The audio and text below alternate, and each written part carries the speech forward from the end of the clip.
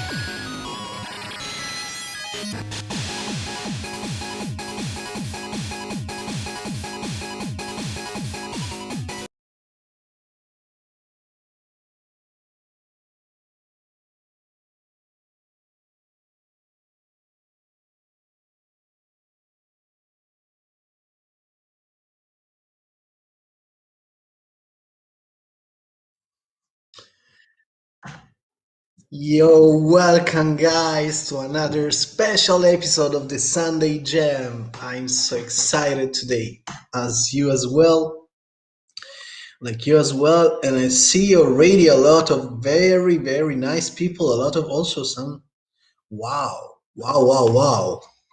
Tell me if you can hear me because actually I got a little problem with this cable. The dog of a friend of mine had fun with this, so anyway. So, the King Tigers, big up, guys. What up? I see Aaron, the fans Mac. That is actually a guy that started 1 month ago to use LSDJ and he want to join with us now. Whatever. It's like big up to Aaron. It's amazing. Finally, what's up, Thomas? We got obviously Panda, BRYFACE. What up, Marcello? Marcello is CPU Cake. Hello, my anime podcast. Delphiki, Disposable Planet. Then we got Ice Pry or Ice Spray, but Ice Pry, I think. Sloopy Goop. Hello, bro. Hello. Cleader. What up? Puke7. Wow. What a honor.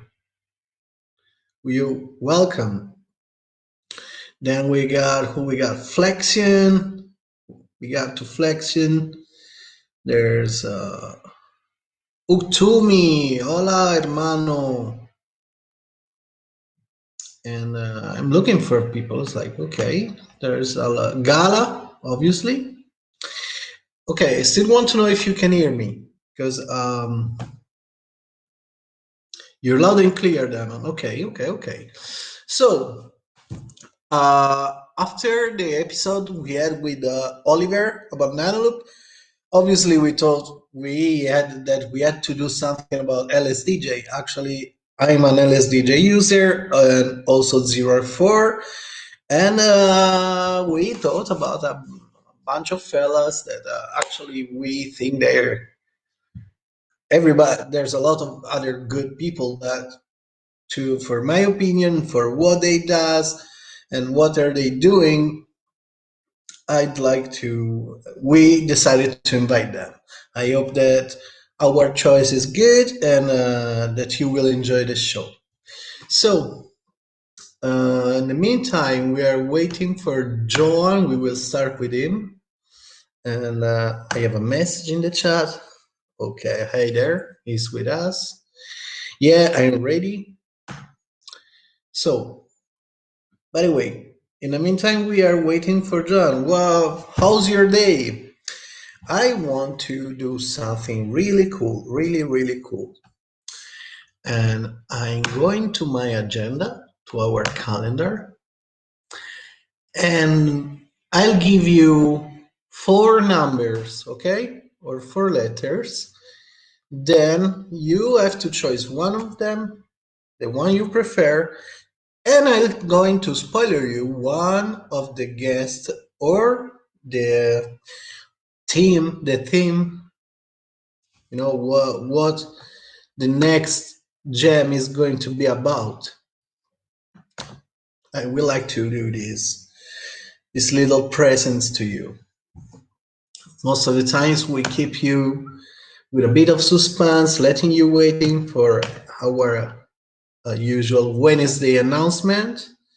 But I can tell you something. I want to tell you something because we still, if this is big, with all my respect for Johan and LSDJ, much love, we got other stuff that is really, really big. So okay. Here, Johan. Hello, Johan. Hello. How you doing? Pretty all right, I think. Can you hear me? Yeah, I can hear you. Guys, can you hear John? Obviously, we got a 15 seconds delay of Twitch, but it's like I was telling to the guys that we got. I just want to spoiler a little thing about the next something of the next jam. Can you hear me? Because I got a problem with this cable. Yo, John. Are you asking me? I can hear you. Yeah. To you. Yeah, right. Yes, Sorry. I can hear you very well. Yes. Okay. 1, 2, 3, 4, 5. Okay, guys. From I give you A, B, C, D, and E. Choose one letter. The letter you write the most, it will be the artist that I'm going to spoiler for you. Okay, C. C. That's actually C in Italian. It's yes. C, A. Okay. C, another C. Okay. Okay. What up, monotony? D, A, F.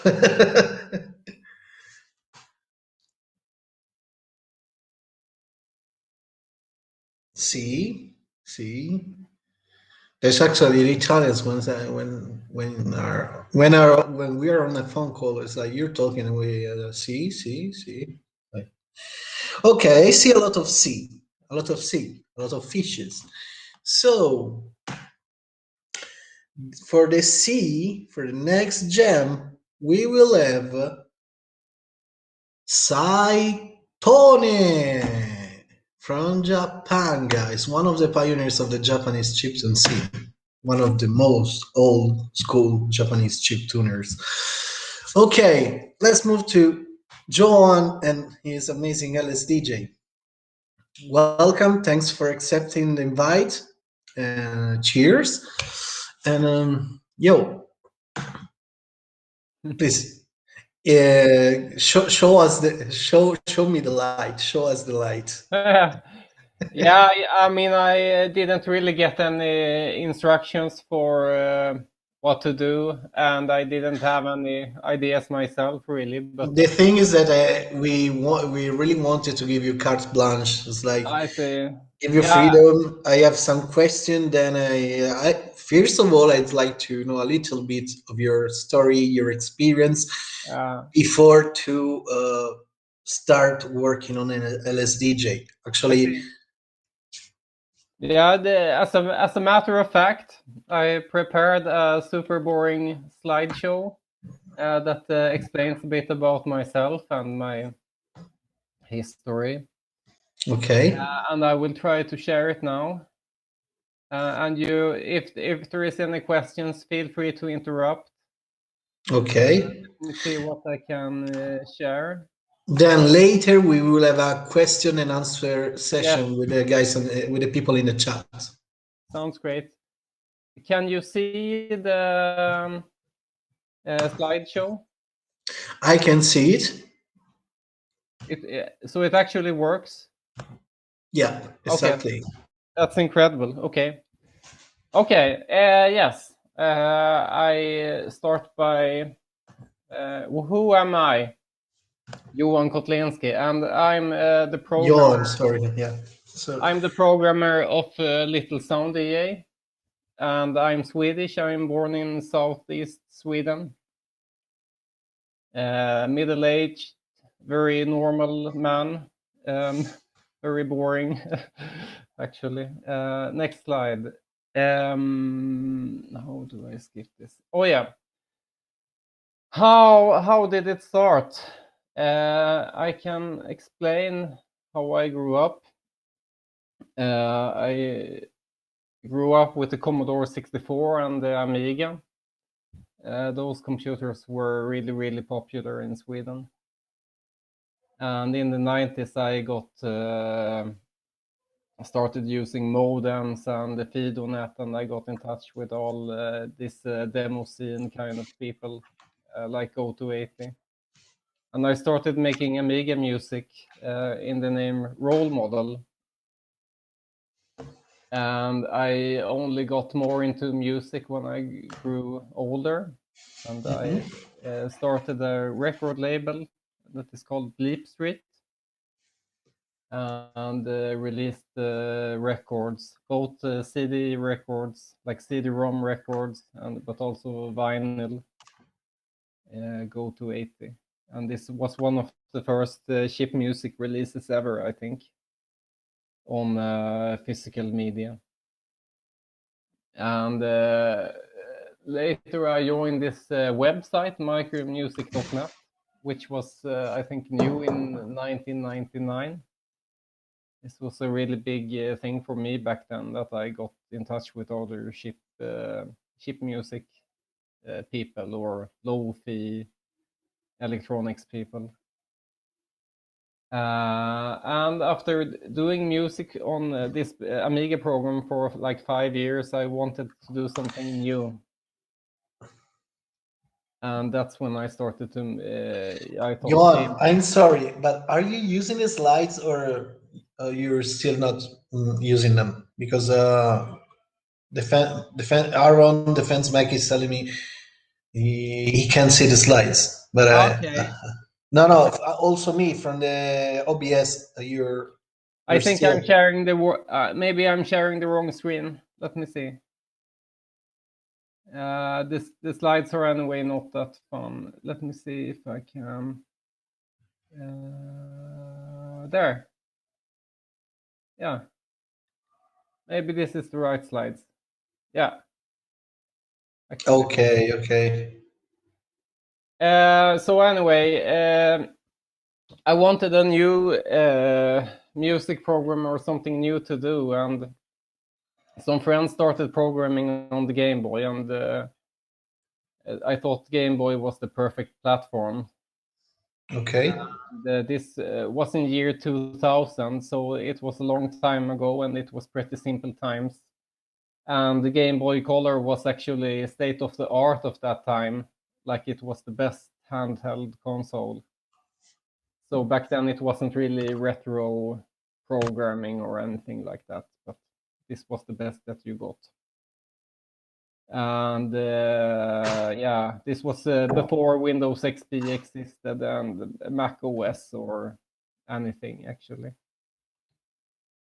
And when I started making this program, I thought maybe my friends would use it, or maybe like I would get like 30 users or something if I really I'm on the show. successful. But somehow it took off. Like for some reason, it became really popular. Like the artists who started using this program got famous. And this is something I can't explain, but for some reason it was right in the time that it became mainstream popular, and mainstream musicians started to use it.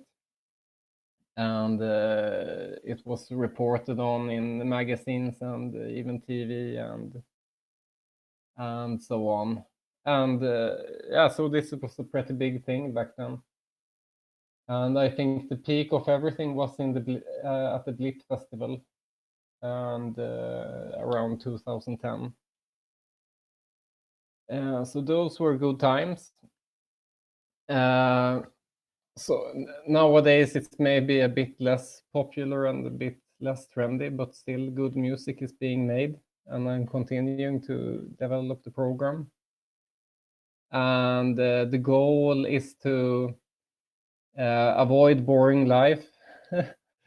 I think chip music is a great escape from reality, and it's a great way to meet cool people and have fun. And if I can support that in any way, it's good for me. And how I do that right now is to make this program a little bit better, hopefully. I want it to be easy to learn.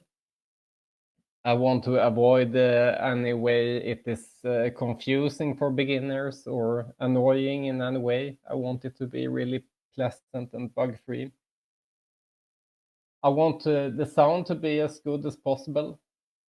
Sometimes I get complaints like I want to make a CD and it's really annoying because I have to hand edit all the small pops and clicks that come in the recording, or the timing is really off when the Game Boy is too busy or something like that. So I'm trying really hard to fix all those glitches and annoyances. Also, I'm trying to make different techniques more easy to do. Like sometimes there is a technique that some professional user uses, for example, to shape the volume or shape the waves, and they do something that is pretty complicated, and I try to make it easy to do any kind of sound that you can imagine, so that it's easy for anyone to make the best music. Right. Some words about how the development works. It's nothing complicated or secret at all about it. It's just completely normal code, kind of messy for the most part, but it's very normal and not impressive in any way. It's mostly C code actually, but it's like the player part that needs to be really fast is in assembler language, but otherwise it's mostly C for all the UI. And since I have been working on it for 20 years, it's I try not to think about how much time I spent on it, because it's kind of depressing and sad, really. But it just added up over the time. About the kind of development I do now is compared to back in the days. Back in the days, I just tried to, like when the program was really new, I just tried to add feature after feature as fast as possible. And often those features weren't really that good, but I felt back then that it doesn't really matter.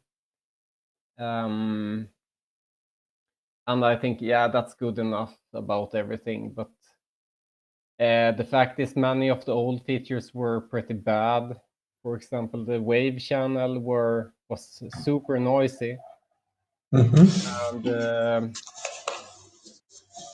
volume changes in the pulse channel were also super noisy, so that some people couldn't even use it, and so on. But I thought, yeah, that's just Game Boy. But nowadays I try more to have a different way of thinking about things. Like if there is a problem or if something is not really good, I try really hard to figure out what can be done to make it a bit better.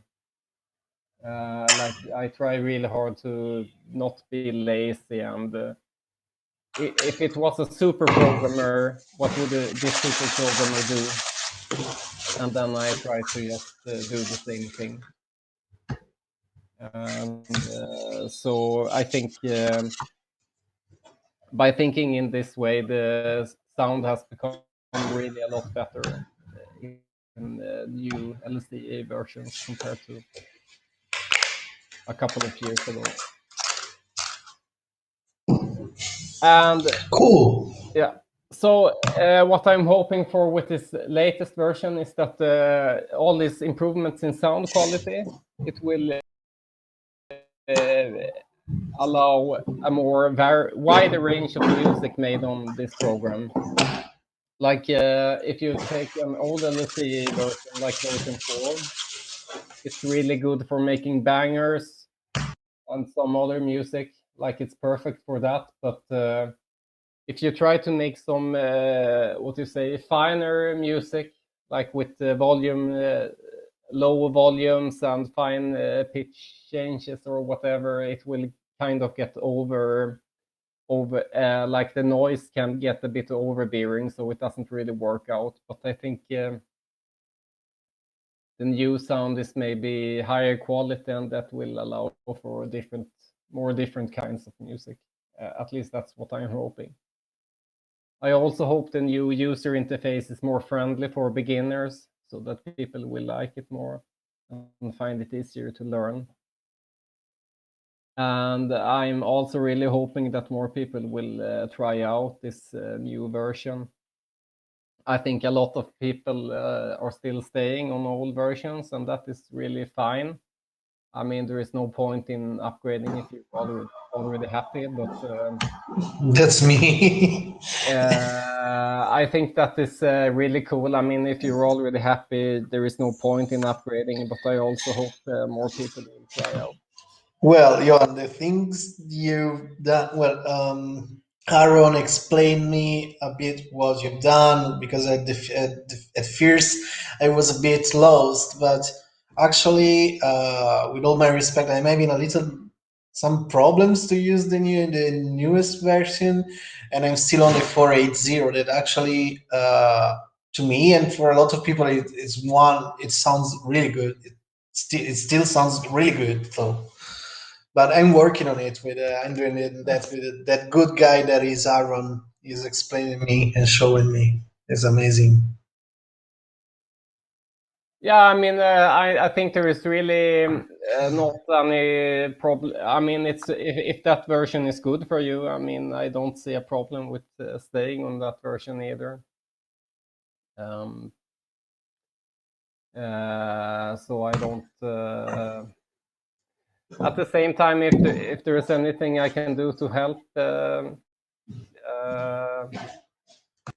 you can let me know. This is anyway. I think this is the more or less the end of the presentation. I posted this link here.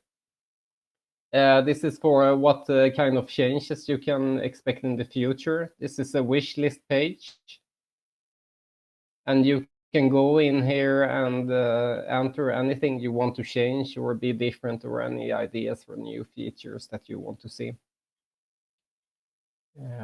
So yeah, that's pretty much it. Thank you. There is one thing that I'd really like. It would be possible, and it's more. I don't know if it's a limit of the Game Boy, but more a possibility to work with samples, because actually I always tell this, I came from hip hop and I like samples, so I'd like to use many samples in the future. You mean you not only one sample channel? Yeah, exactly. Yeah, that's not. That's a good idea. I will think about it. Maybe it's possible. So, did you also have something to show, or we leave this hot potato to defense mechanisms for later? If you want, I don't know if you prepare something or if you got the possibility to do it, or we can keep talk. I don't have so much to show. You mean in the program or so with new features or something like that? Right. You're right. No, I didn't really prepare anything, and I thought about doing something with to show off the sound quality, but I don't think anyone will hear any difference over Twitch anyway. So it's these improvements I make is more for if you record on the CD or if you have a show at a real show and with a proper sound system and so on. I think over Twitch it won't really matter. Okay. So, is there anything else you want to add, or we can all we have a lot of people. Maybe they have some question.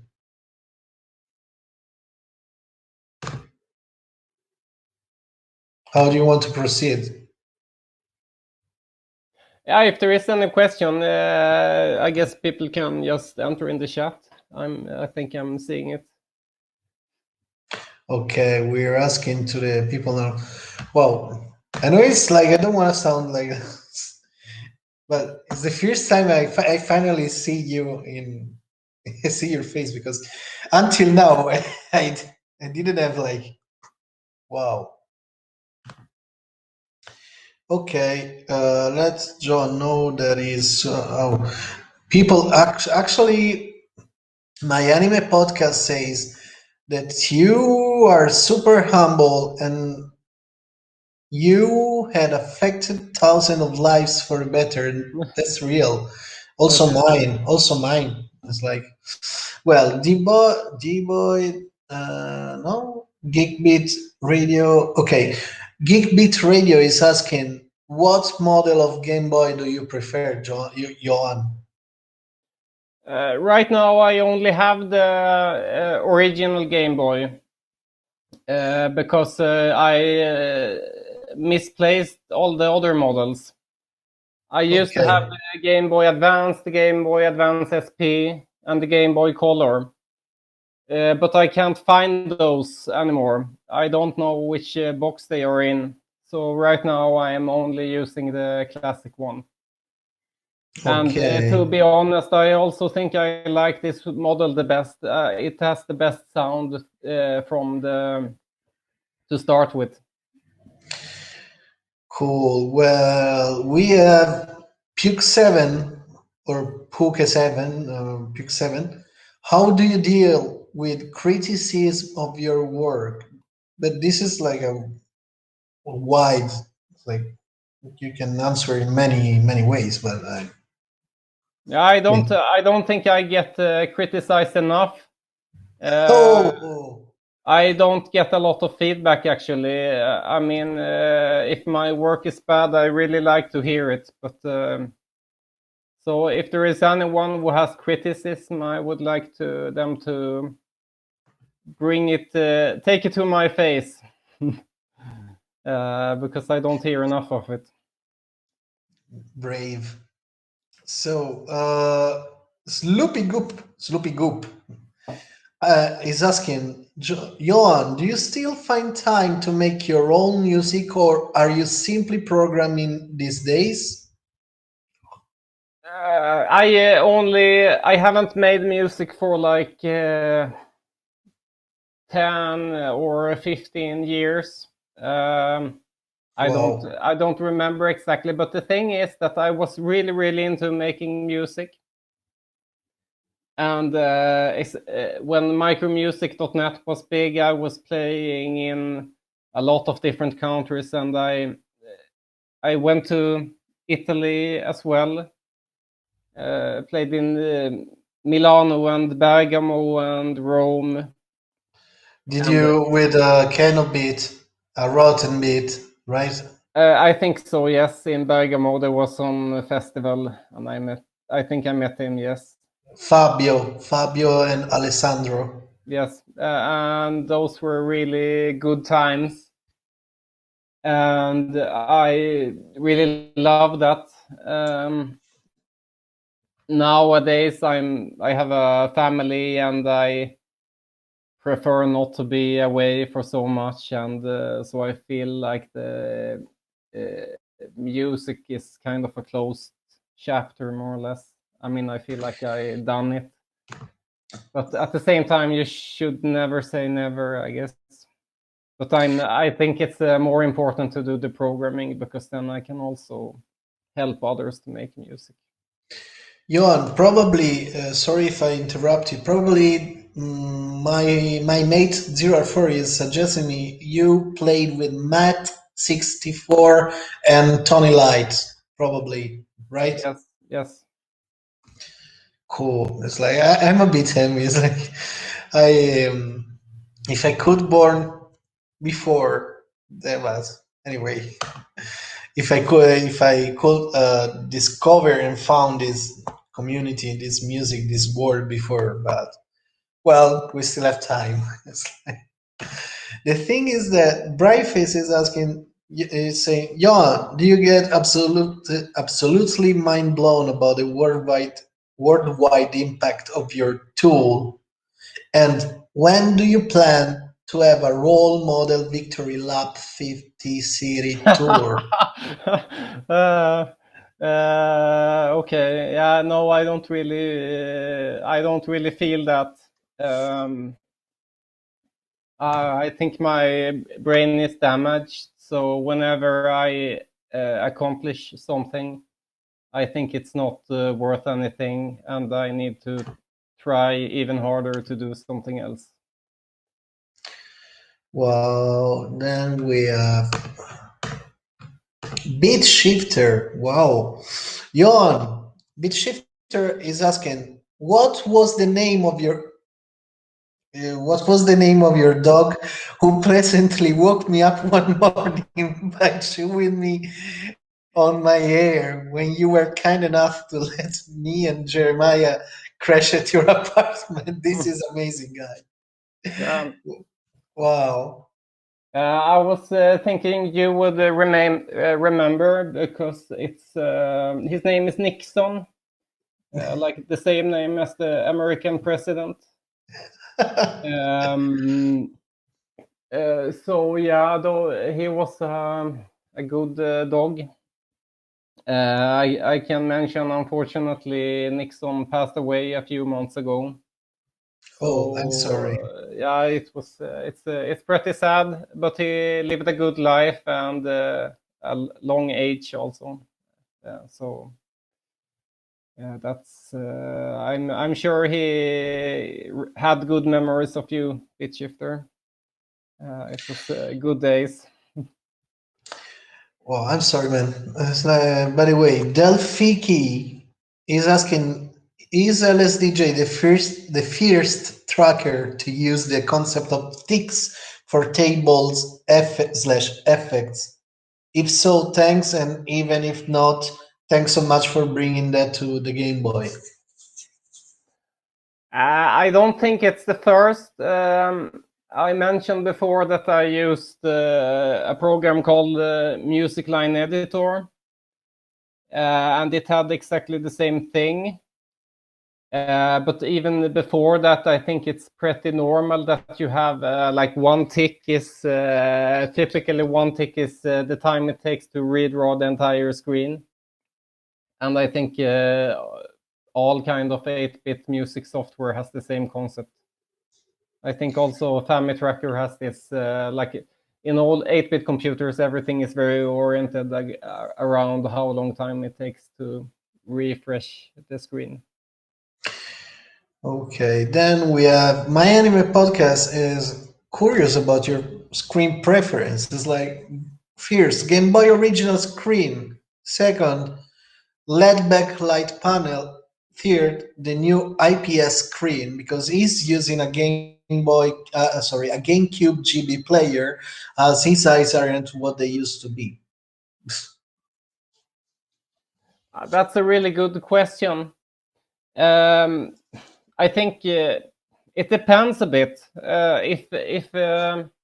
If I want to use the real hardware, then I prefer not to have it modified because since I use it to develop the software, if I made any modifications and there is a bug, I can't be sure if the bug is because of the screen that I changed or if the bug is because of my software. So for debugging, I like to have my Game Boys without any changes at all. But otherwise, I really prefer to use emulators, like either BGB or Same Boy. Same as me. Actually, Bit Shifter, there's has big love for you, as everybody, because I don't remember what does it mean FWI, but John, you have absolutely changed people's lives. So I hope you know that. And he's saying thanks and sorry. Anyway, another question. I want to say to BitShifter, right back at you. Like you also did a lot of good stuff, and it was really a pleasure to have you here in Stockholm for many times. Well, actually, the album that is is old album that he's promoting right now that he pressed on vinyls is also one of the first chiptune music that I heard. So thanks. I can say thanks to you, Bit Shifter, because actually it helped me a lot to get into this. And when I heard it, it was like, whoa, what this thing. Geek Beat Radio is asking, what old school chiptune artists do you still keep in touch with, and how are you? How are we going to coax them to make more music? To coach or coax or force? I don't know. It's like Yeah, I don't know. It's a good question. I don't know. I guess I hope there will be a massive, like, what you say, what is it called? Revival. Maybe when we're 70 years old, we will tour the world again. wow. Like all this music gets popular.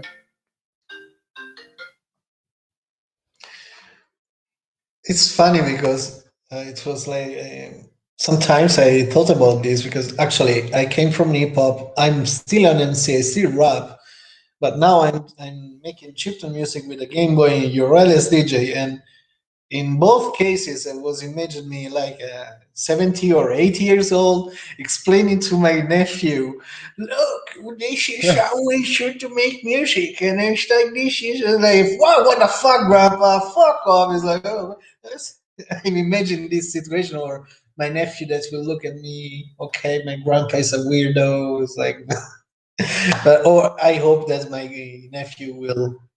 This is actually a good dream that my nephew took uh, will take the Game Boy and show to the friends, look what my grandpa has. This make fucking huge bassist tunes music, and that's cool. I have a question for you. I don't know if it's like probably a lot of somebody already asked you. Have you ever thought about making an hardware for LSDJ, a machine, LSDJ machine that actually probably works with a Game Boy motherboard or other stuff. Not really. There was at one point that I sold cartridges, but it was very, very long time ago now. And I'm not really very good at. I'm actually only good at programming, and it's the only thing I'm good at. So I think it's beyond me to make any hardware. I'm not like Oliver. Like Oliver is really a superstar. Okay, checking if there are some other question, because actually I want to tell you just quickly about, well, it's not that I have to give you ideas, but I want to tell you this. Actually, I'm dreaming.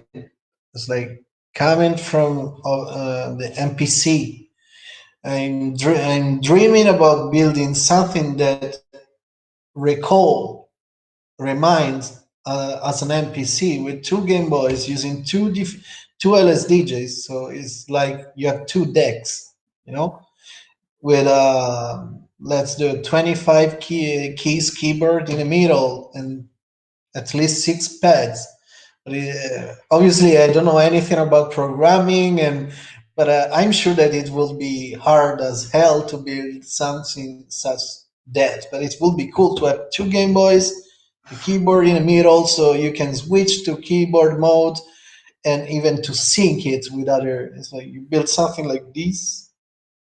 It will be cool. I don't know if I'm dreaming or if this is the delirium, but I'm still dreaming about that. It's like, so what do you think about that? Yeah, that's a really nice dream, I have to say. Let's see what happens in the future. Also, I asked some help to Wem because he's very good at electronics. After some fails and after buying many uh, I don't remember the word. It's like wasted. Yeah, let's say wasted Game Boys, wasted DMGs, because it's actually my favorite machine. I'd like to build something that with actually at least one card with LSDJ could control more motherboards from the Game Boy, so more sound chip of the Game Boys. So then you're using the LSDJ, then you turn on, and it's like you drop the bomb. It's like it's like a death machine. It's like The MPC is a really, really nice machine. I have owned several and sold them all also, because it's not really, somehow I don't use it a lot. I love it, but I don't use it enough to justify owning it. So I think it's one of the stories that I will buy and sell it over and over forever. I'm looking for other. I'm looking the chat, scrolling the chat because. Okay, thank you, John. Thank you, Johan. Thank you, Johan. Blip Festival from Adam gets awesome. Is suggesting Blip Festival post pandemic worldwide tour. Utumi Chipton Rolling Stones, another Chipton. Okay. Well, there is Ne7 that he's saying that when Oliver, because we had Oliver, I don't know if you knew that we made the Nano Loop episode, and Ne7 is saying when Oliver was on the stream, folks were asking about you both doing a co-op project. By the way, yeah. So, have you ever thought or to do something with Oliver? That would be cool. I don't know. It's like from Oliver's mind and your mind, will even come out, or it can even come out that you hang out and get drunk and wasted. That's all. I don't know. It's like, I mean, that would be pretty cool. It's a bit difficult though, because like Oliver is a professional, and I'm only doing random stuff on my spare time. So I'm a bit limited in what I can do on my spare time. Like usually, employers are fine with that I do like hobby stuff. But if it's more complicated if I have to do like but professional stuff but working for but companies. but what if it's like, look, it's almost not the same. It's like there's me and there's 0 4. We're running this show, and for many things, actually, 0 4, he's the man, he's the technician, he's the professional, and I'm the guy that, yeah, I work on it. I work. Well, I try to do something on LSDJ. I like Chipton, but I got ideas, and he's the man. So what if you could make something with a person like Oliver? Yeah, what would I do then? I mean, I don't know. That's really difficult to say. I mean, in one way I find it difficult to see what I could contribute to Oliver, what he's doing even, because if you look at the Nano Loop Mono, I think that's an incredible piece of hardware. I mean, I mean, I think he and his vision of how he wants his products to work. I think he has extremely strong vision, and he's really good at doing stuff as well. So I can't think of a single thing that I would do different or how I could contribute to his work, because he's really doing awesome stuff. Okay. So I Spry is saying that what I was talking about, asking or proposing you, is not hard as I think, as I might think. Then, well, he says the hardest part is having enough fingers. He's saying that he had successfully used NPC with 2 Game Boys, but we had 3 people. But that's cool. That could be a nice show. By the way, Delphi, I like the fact Delphi is saying, I like the fact that LSDJ has helped and make the Game Boy a punk instrument, which is not something I could have ever anticipated in my childhood, and it's amazing. So thanks. Well, actually, it's a bit the same thing for me. It's like I never imagined a thing, such a thing. Then okay, uh, Defense Mac is asking if you can talk a little about working on Teenage Engineering OP1. Right. The OP1 is something I did also 10 years ago now. I was the first employee of Teenage Engineering, and OP1 is the project I was working on, and I was working there for 2 years pretty hard, and that was a really good, amazing experience, and I'm happy it turned out so good. And I remember also when I went to New York to play at some festival. I don't know if it actually it was. I didn't play at a festival, but I got to play it at Pulse Wave in New York, which was a great club. I don't know if it's still ongoing, but there I had the opportunity to demo the OP1 for the first time.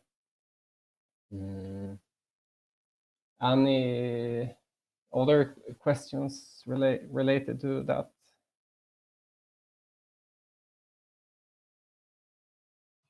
I was looking at the chat, and so Johan, if it's okay for you, if you have something else to tell, then I'll go ahead with another couple of questions, and then we have to pass the ball to Pandastar. But so leave you all the time you want, if you want to talk about, if you want to say something, if you want to share tips, whatever you want, whatever you have to say.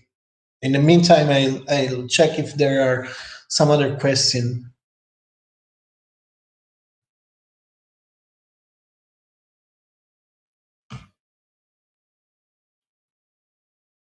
Yo, Sorry, what was there a question? I leave you just some time. Say whatever you want. It's like if you have something to say, some tips, some suggestion. In the meantime, I'll scroll for the next couple of questions. Then we have to pass to PandaStar. So it's like tell whatever you want. If you have something that you didn't say, or if you have, I don't know. No, not really. I mean, I'm really honored to be here. I think it's really cool that your Micromusic Italy are like keeping chiptune alive. That's I'm really honored to be here. I looked at past shows, and there are so many people who came here that I really respect. So for me, it's a privilege to be here. It's not easy. Look, don't say don't say fuck off or fuck you, like whatever. It's like it's not easy to stay here with you. It's like because it doesn't look, but I feel rigid as a piece of wood. I'm like I'm so happy and excited to have you. Maybe if I sound a bit. That it's important. I don't know if you can realize this, but and probably if you imagine the show in a different way, I'm sorry, but it's like it's not easy. And thank you again. It's like Yeah, it was super cool to have you here, and I hope one day we will meet each other face to face. it will be amazing. We are not so far. We are based in Berlin. We Oh, had really? yeah, we had to emigrate. Such well, I don't want to talk about politics now. But anyway, pasta and pizza don't let us survive. It's not enough. So we moved to Berlin. And actually, 04 was in Berlin. And then he said me, come up, come here. And but you're in Sweden, right? Yeah, so we're basically neighbors. So when now the things almost everywhere are starting to be easier, maybe we can talk about that, and surely it will be amazing to meet and have fun, drink a beer, and do some stuff also in Berlin, because actually I'm still checking about this. But even for you guys in the chat, well, we have to figure out how, but I'm just taking contacts with that person that know the right person to move, and then because I went to Berlin also for this, because it's actually a really artistic city. So okay, we got Fresh Pickers that is actually a member of our Italian chiptune community, Micromusic Italy, and is asking, will you ever make some new Game Boy music software other than LSDJ? No. Okay. Okay, please no. It's like that or no, I'm done.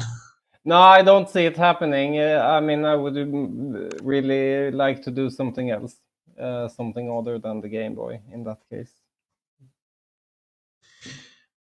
Okay, then there is oh yeah, you're a living legend. We love Yon. Yon owns me 1,000 euro. Really? No, no, no, it's a joke. It's my joke. And I made a question. La, la, la, la, la. Okay. Let's wait if my question is still unanswered. Marcello, what's your question? Please write it again. I was scrolling the chat. CPU Cake is another Italian guy. He's a very skilled guy from Bologna, if I'm not wrong. And he's part of the Italian chiptune community and he's working really hard. Thankfully, Bologna is another very artistic and alternative city in Italy, and he's working hard. He's making shows, and actually, he's even working on something with us. But I can't say anything else. So okay, I did the no, I solved the thing. I have some problems with Discord, so when I open Discord, my computer freeze. So CPU Cake is asking, he's saying, I like to program kick plus bass on the wave channel with a fast PLV slope, but it doesn't work very well with the drum. Guys, please stop. It's like I'm reading the question and the screen is going up. So sorry. I like to program kick plus bass on the wave channel with a fast PLV slope, but it doesn't work very well with the drum PLV. I was wondering if this could be implemented or maybe there's already a way to work it out. Yeah, I would try to. I don't know. I see the chat too, and the defense mechanism says it work better after V6. And if he says so, I believe it. So I would try to upgrade and try again. Okay. So last question. Kate Sepp is asking what band or musician used LSDJ the strangest way to you?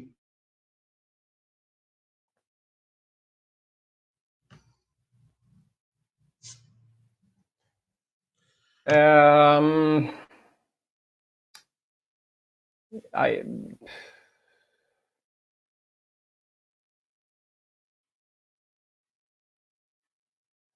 don't know actually.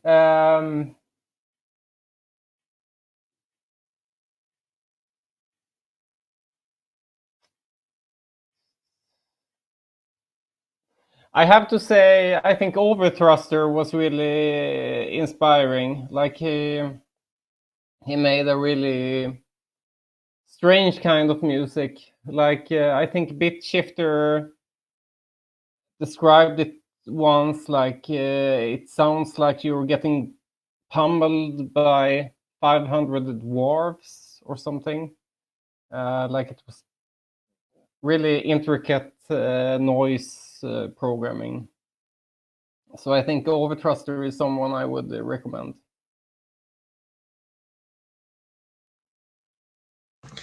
Bryface is saying that this one time I saw someone use LSDJ with a DJ mixer that was pretty wild. Okay. Okay. So, if you don't have other question, we are done. And Johan, it's been unbelievably fast, and thank you very much for your time, for accepting the invite. We'll keep in touch. Well, we will work on that thing. We're close. So sorry again if I made some mistakes, whatever. It's been a honor. Yeah. Okay, that's awesome. Thank you so much again. I mean, it was really awesome to be here, and let's keep in touch. And also, thanks to all the listeners. Okay, guys.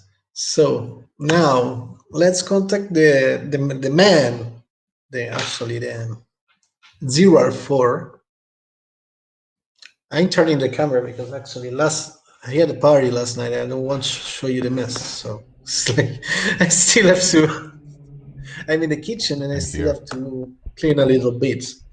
So now we can hear the magical man, the technician 04. I'm just the voice now. Yeah. Can you sing for us? Can you sing for us? The autumn leaves. I don't know the words, but I kept singing them. Guys, this is Sunday Jam. Where can you find a show? We even sing for you. It's like, do I have to dance? Here is a song I wrote. Actually, I could do the belly dance. I'm good at that. Yeah. No, not the one. It's like belly dance is the one. It's like stop bullshit.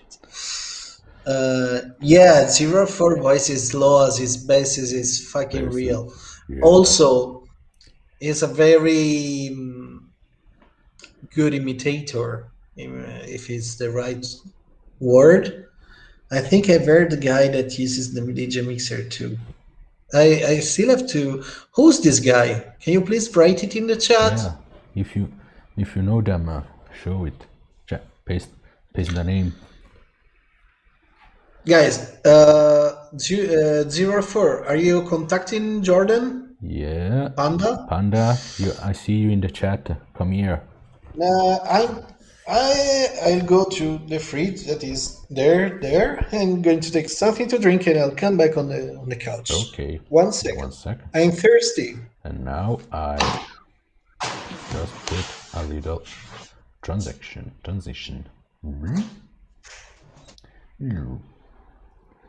Hi people, I'm here. I'm 04. Now I'm singing something like, oh okay, we're already there. So no singing. And now we're returning to the chat room. Whoa. Ma no, beh, pubblicizzare non è niente. Club Mate, guys. Club Mate or Mate, or I don't know how you say. Club Mate. Let's Club Mate. So this is actually an awesome drink. It's very popular here in Berlin. Club Mate. Sparkly Mate. Club Mate. Club Mate. Okay. That's actually. Okay, Jordan, I can see you on. I can see your channel. We can see. Oh yeah. It's on. Here's Jordan. Now I mute myself. Yo, what's happened to Jordan? Guys, we have a problem. Can you hear me? Can you hear me, guys? That's serious. We have a. Jordan, do you feel well? Your shape is different. I can hear you. You look good. You look good. It's like I don't have anything. It's like it's cool. It's like what's happened? Is that about the new diet? I'm all right. Yeah, I know you're all right. It's like you're welcome. It's like okay, you look fluffy. Yeah, I've just been laying around and I just woke up this morning like this. Well, you look cute. Wait, 04, can you show the PandaStar screens better? Because actually, it's like, I really like this. I don't know, it's like it's like, I wonder, Fresh Pickers is saying, I wonder if PandaStar has a good air conditioner. That fire looks hot. So tell us your secret.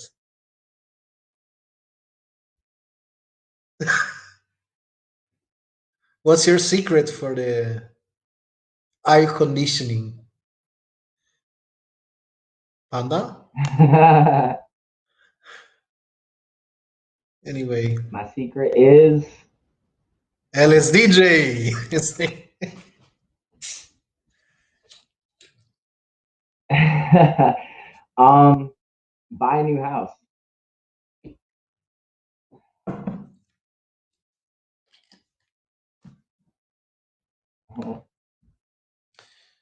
Okay.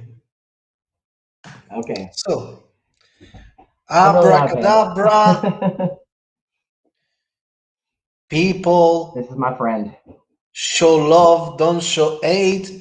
Jordan Pandastar, come back to There's a little bit of normal a delay, so I shape. apologize. Don't worry. Here we have Jordan, finally.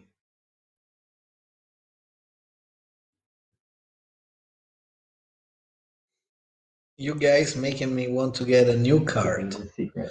Well, actually, I got 3 cards, and it's not enough. I want another. I want more cards too. So I'm gonna move my friend, Oh, okay? okay, okay.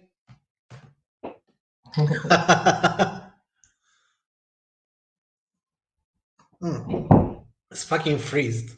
I left in the freezer for too much. So, welcome again. It's a honor and a pleasure to have you, to see you again. Actually, it's like, All right.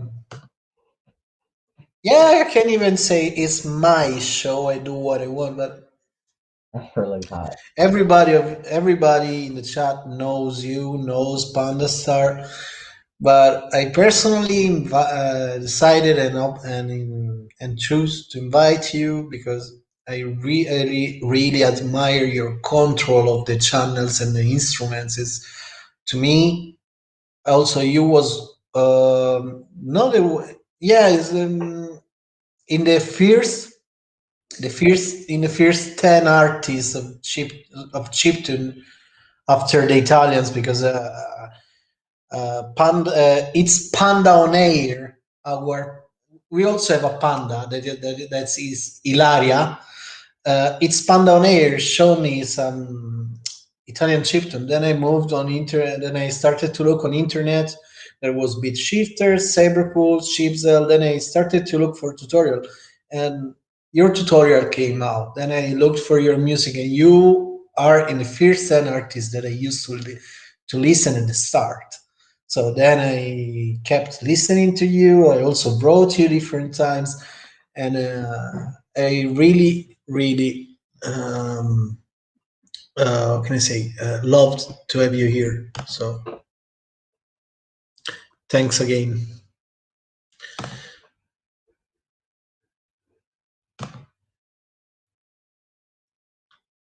So, what did you prepare for us?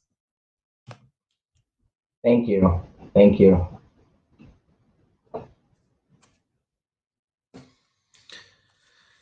First of all, first to play into show, can you tell a little bit about you, your experience, even if the others knows? There's I don't know. I hope that if there's somebody that don't know you, so we also do this for the people to let them discover new artists, new music. Yeah, can you hear me better now? I can hear you. Can you hear Pandastar, guys? Can you hear me and Pandastar?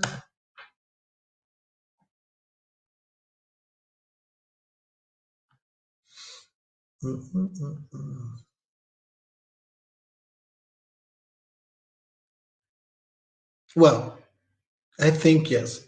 I think yes, yeah. Yeah, The they're delay. not answering. It's like, Yeah, the yup, delay. yup, loud and clear. Okay. Okay, I leave you the word and the scene. The sing? No, I'm good. I'm not gonna sing. I'll let the computer sing for me. Yeah, but I think today it's gonna be a little bit different here. It's gonna be more of the process of some of the newer stuff I've been working on because I just recently, as in last year, released a Glitch album, Null, which is on Bandcamp and all streaming, anything that you could, any platform anyone uses to stream music. But lately, I've been working on a lot more orchestral music, or I guess like video game music. So it's going to be more of the process of how I end up doing that, and then playing a little bit here and there. I do have some LSDJ down here, just to play just a song I had been working on. It's an older song. It's actually one of the first LSDJ songs I wrote, but I always redo things as soon as I start learning new techniques and new ways to lay things down through LSDJ. I will rework old songs, and then that's why there's 15 versions of certain songs, and no one ever knows which one, what year this one came out. I try to add the year, and it's all good. I just like to rework everything. Oh, okay.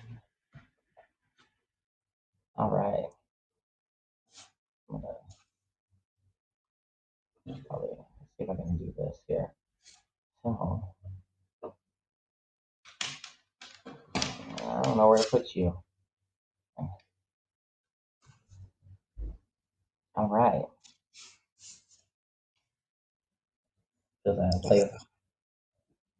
I'm not crazy. This is just. Can you see this? Can you see this? Oh no! I gotta donate you a nice set of headphones. Oh wow! I love it. So when I move the cable, I have to. The cable has to stay in a position, and if you move the cable, it's like. It's like reception, you know. Like, can you hear me now? Can you hear me now? Can you hear me now?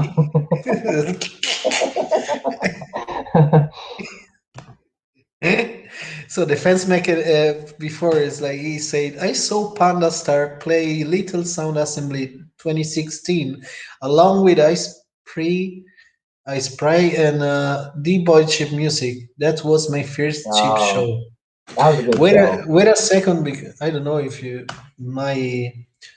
I still have Twitch on the other page, and it's just blah blah blah blah blah blah blah blah. Yeah. Anyway, oh, it's Panda on air. It's here. So The what fellow panda. you should do something together, maybe in the future. We'll work Let's on see it. if PandaStar and his Panda on air. Actually, she's the one that introduced me, and I will ever say I'll never stop to say this. I'm so grateful to that person. She introduced me into Shipton, and she showed me. Then I met other friends, but if it wasn't for her, I I will not. I'm not. Anyway, there will. You understand? Yes.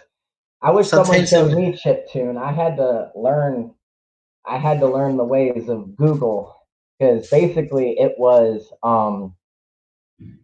I was, well, I still am into Dance Revolution. So all of the different types of, like, the pop music that's used in that, it's like a lot of that is very influenced with my own music, a lot of the happy hardcore stuff. And it was the song Burning Heat.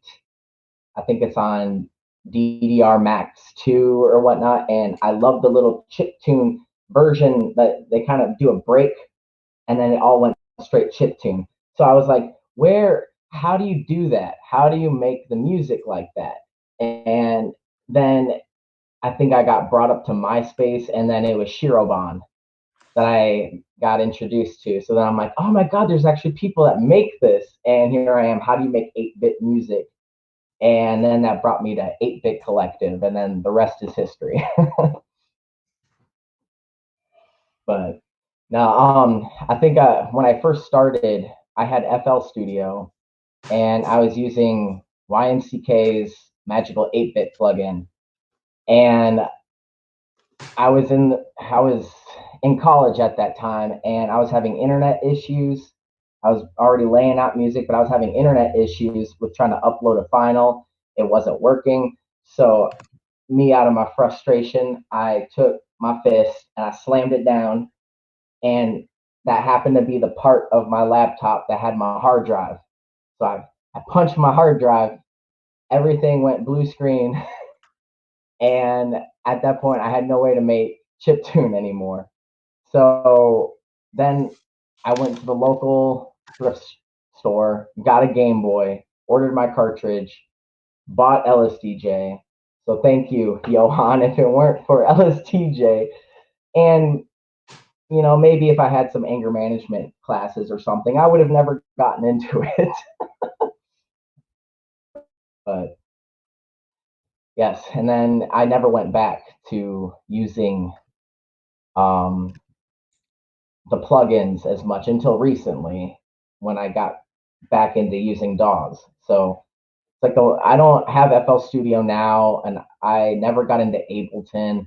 I've actually been using this program, Mixcraft, and how I found it was I was trying to look for something that was, the interface was very similar to GarageBand, and I found this, and I loved how the stock instruments in the program already sound very realistic. So very realistic strings, woodwinds, and that's something that's really hard to find unless you throw down $500 or $600 into a VST.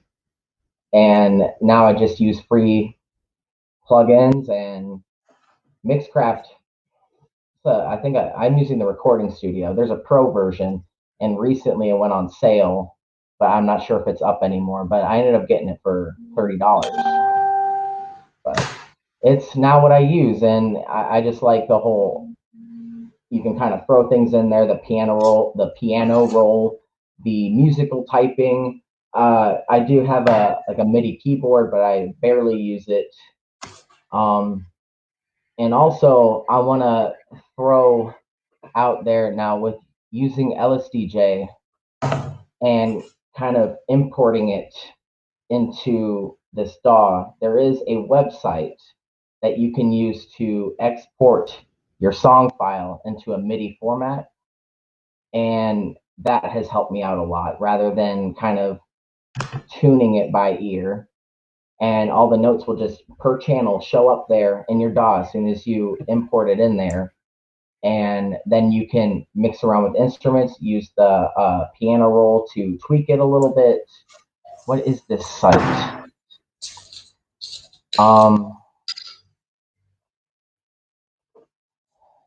There you go. It is LSDJ SNG-2-HTML.glitch.me. And this has helped me out so much with making music with a DAW. So I recommend anyone that's mixing or wanting to use both, definitely use that. CPU Cake is saying, is that the same used by YMCK? What the plugin I was using? Magical 8-bit. Yes, Magical 8-bit. Yep. Yep. That was one of my favorite ones. It's just easy to navigate that plugin, and I'm not really music tech savvy. A lot of it was just me learning or Googling tutorials, and which in the past led me to even make my own LSDJ tutorial. Is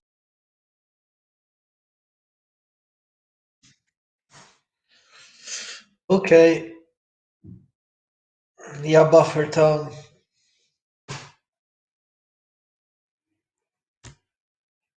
Can you hear us? Can you see us? Jordan? I can hear you. Okay. I think we can proceed. Alrighty. Let's see. Just reading the chat here. Oh, thanks, PANDASTAR. Thanks. Thanks. So all the screen noise for you. What about me? Yeah.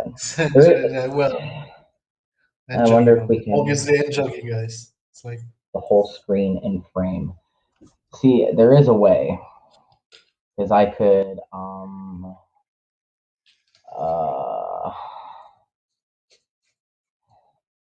screen share window this there. Can you hear me? yeah, I can hear you. Okay. That way, there is a way to make it windowed. And I'll probably swap back and forth between that. In the meantime, I'll make an Instagram story, so you'll be on our Instagram. So it's essential. So I'll bring it. Yeah. Okay. Good. Now I just want to say.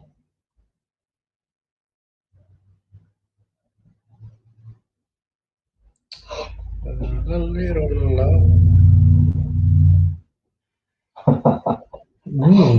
Bases. Yummy bases.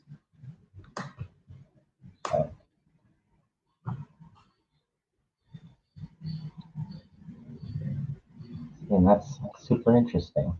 But audio, yeah, it's coming from me. Okay.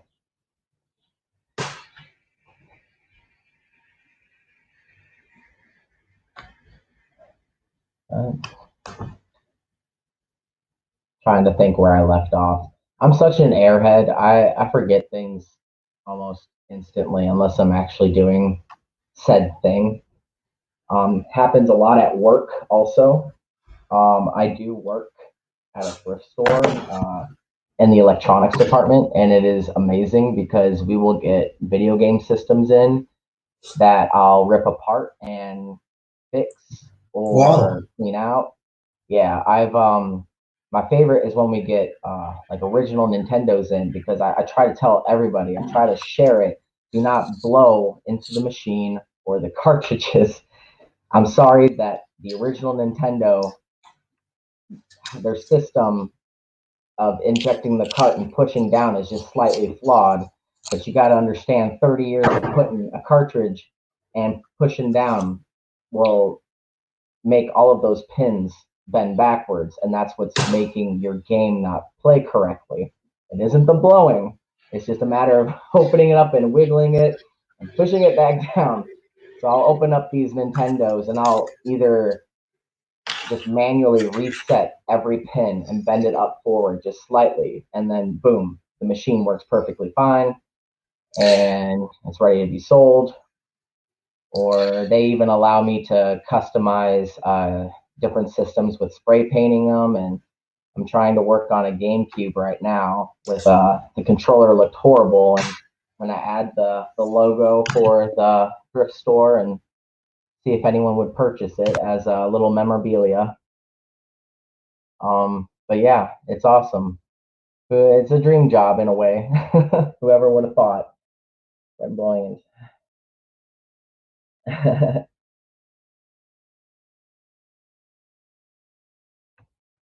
We'll get Game Boys in and different issues with them. We have one in right now that I'm trying to fix the speaker without purchasing one. It sucks that Radio Shack is no longer around. I would love to have a Radio Shack back because I don't mind spending 20 cents on a speaker, but not at $9 of shipping. So we will get other electronics in, and I'll just kind of make a Frankenstein Game Boy with pulling capacitors or pulling the speaker. I think I'm using a speaker right now from an old flip dictionary that would tell you what you're trying to spell out and what it means.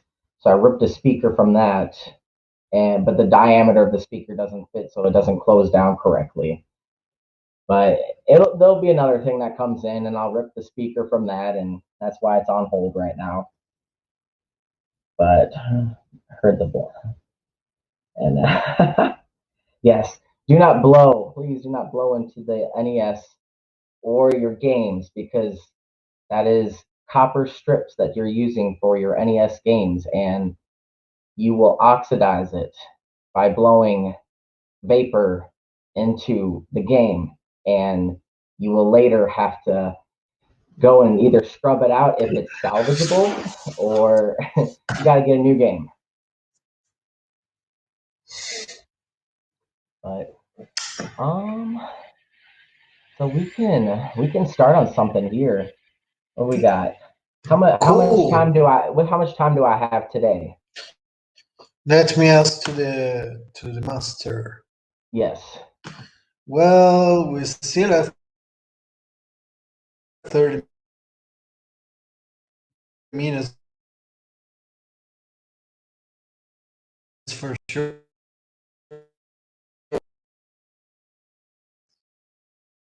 For sure. If I'm not wrong.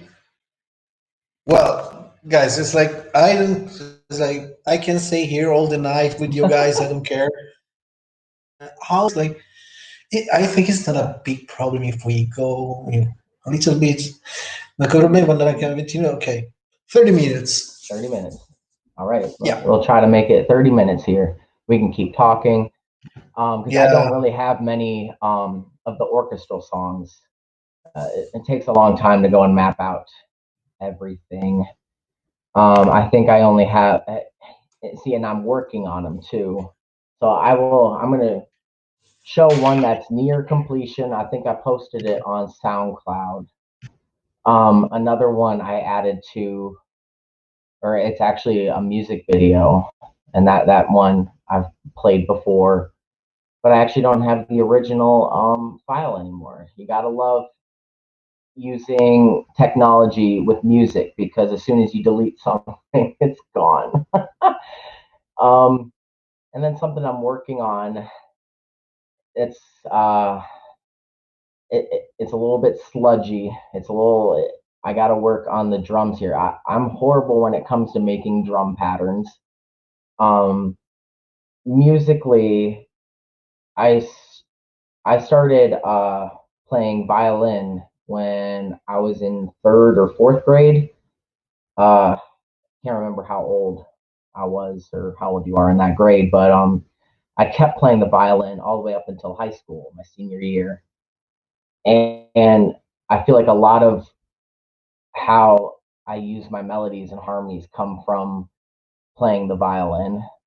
But when it comes to any type of percussion, syncopation, I am listening to other chiptune to see how they use their noise channel, and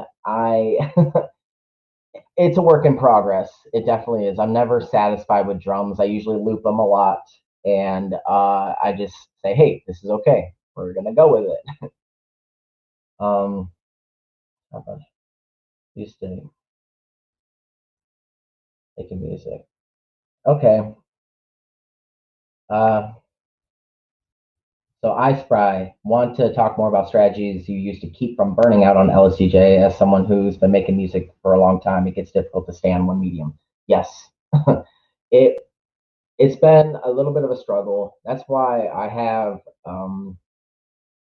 very long periods of releasing music.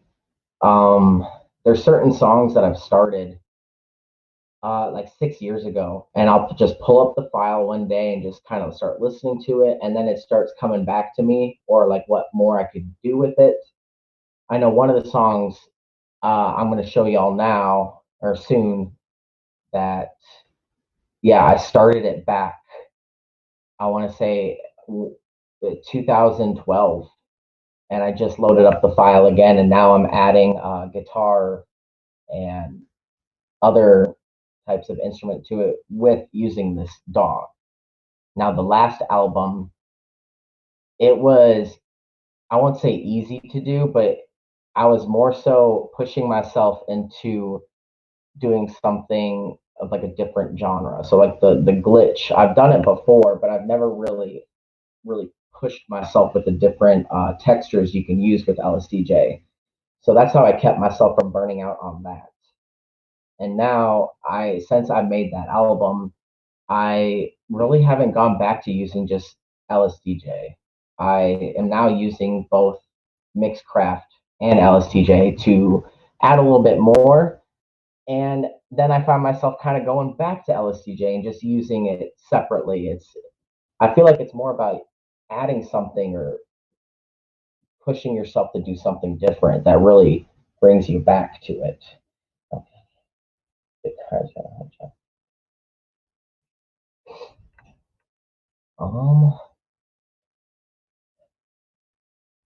Not fake NES cards. So I'm gonna go ahead and I'm going to show you guys what I've been working on here. Just bear with me here. I got a new screen. Not the entire screen. What?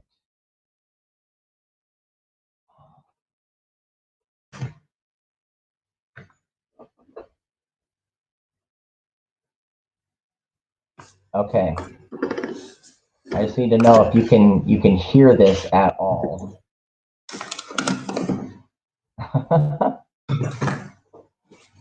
Wow.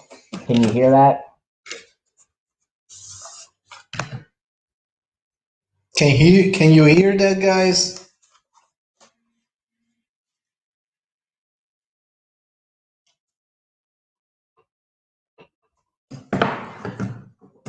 Cannot hear. Okay. No.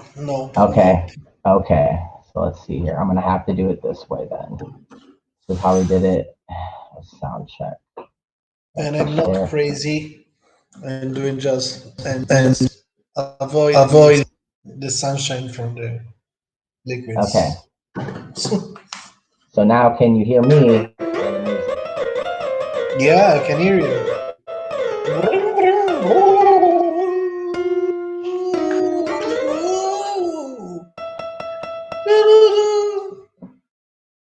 Yeah, loud and clear.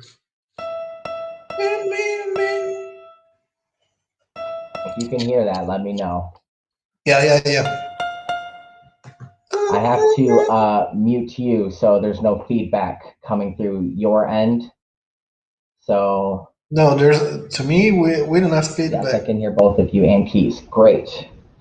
I just can't personally hear you, Damon, but that's okay. I just don't want it to cause that feedback here. So I'm going to go ahead and play this for you. So right here, this is what I made on LSDJ.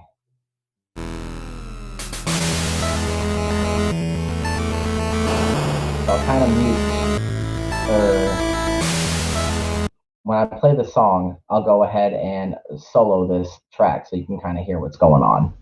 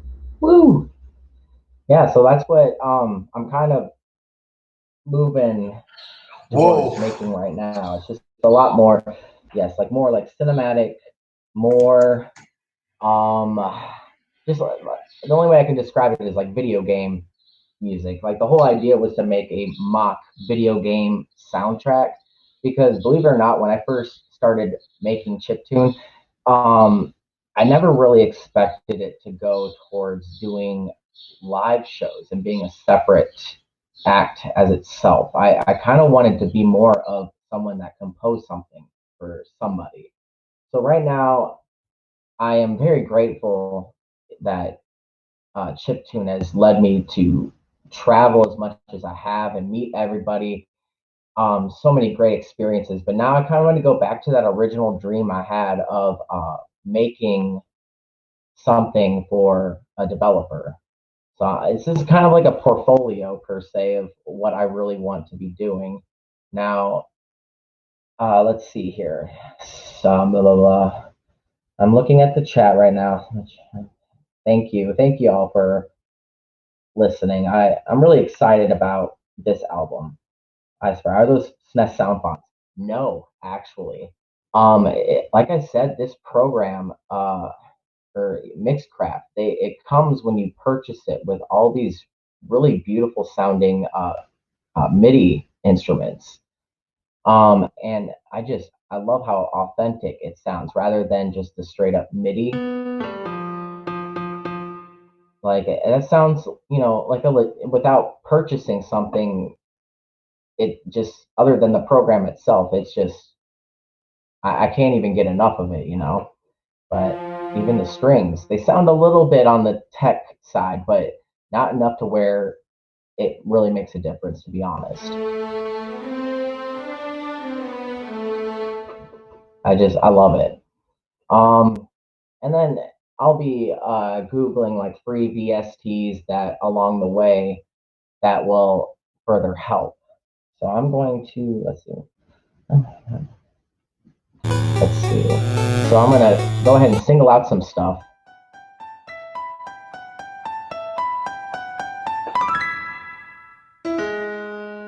Yeah, it sounds so different when you kind of single it out.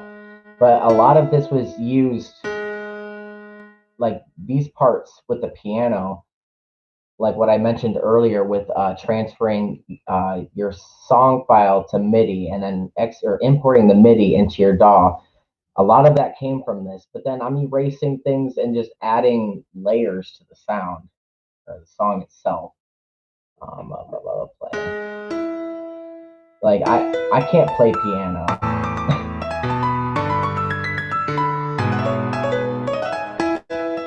So that's just me. That's interesting. I didn't know I had reverb suddenly right there. See, I just catch things here and I'm like, oh, oops. But even just listening to the piano or the chip part. And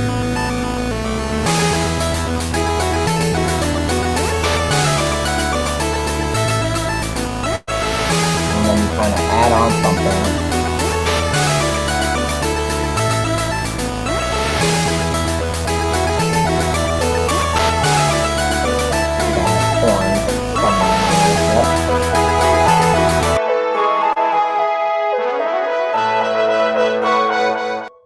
It's just so much fun. I really enjoy using this program a lot, especially with the different instruments. Now, I'm going to go ahead and try to load something else in that I am not finished with. Oh, I hate this. Let me tell you a thing with LSDJ.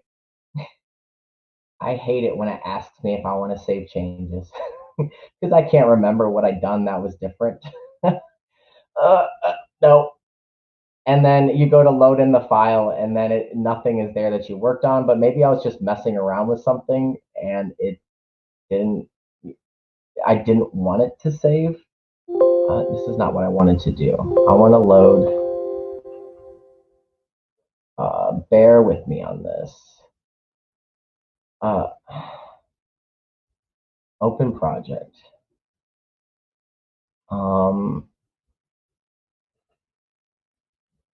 There we go. I just need to remember which one it is. I've used Mixcraft in the past. I've used 4 and I've used 7. I ain't gonna lie, I only recently purchased this. I was using pirated versions all the way up until this point. And now I am legit and legal. Don't come at me.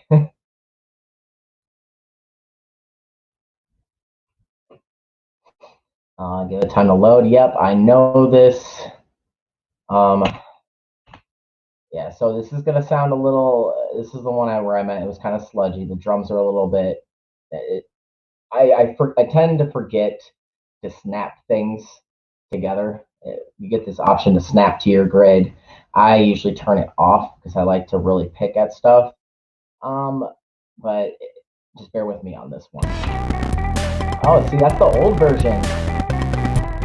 Hey, this is cool too. This is not the chiptune version I was working on. There you go.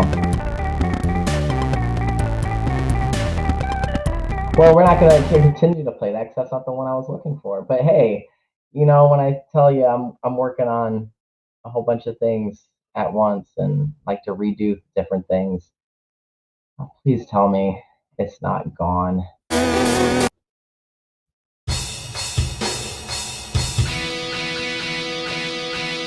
Oh no, dang it. Dang it. Where did it save?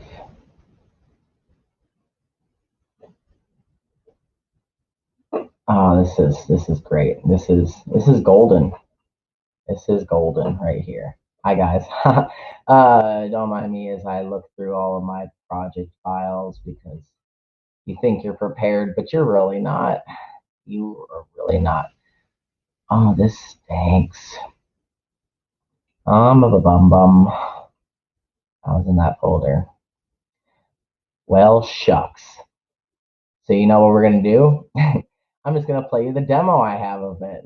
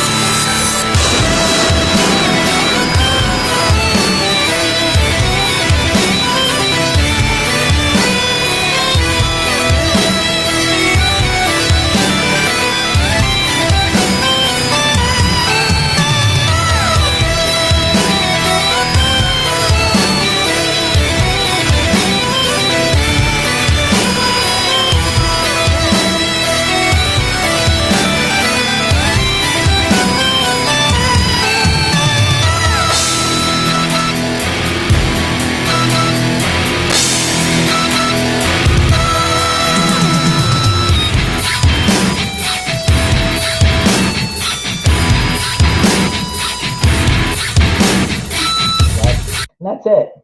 That is it. It sucks that I can't find the file. I hope I didn't delete it, but it's okay. You ain't chiptune unless you've corrupted or deleted some of your songs or an entire album. No. Trying to find, because these aren't going to be available on here.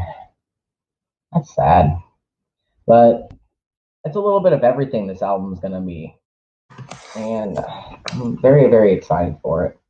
Check the chat.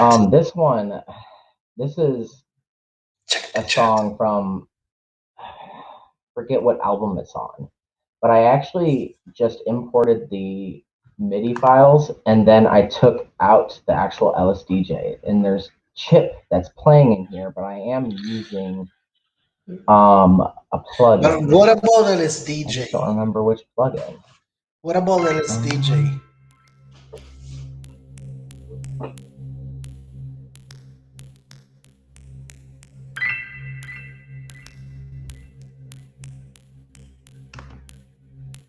Plugins Pooh Boy. Gotcha.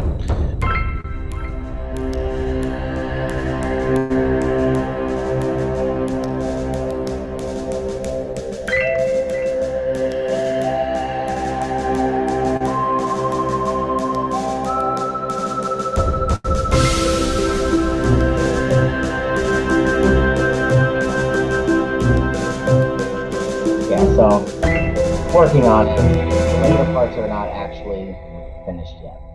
But I'm gonna go ahead and those are just kind of sneak previews. So we're gonna What about focus more LSDJ? Sorry if on don't the kill me. LSDJ part. Can you hear me? So I'm gonna unmute you so we can talk.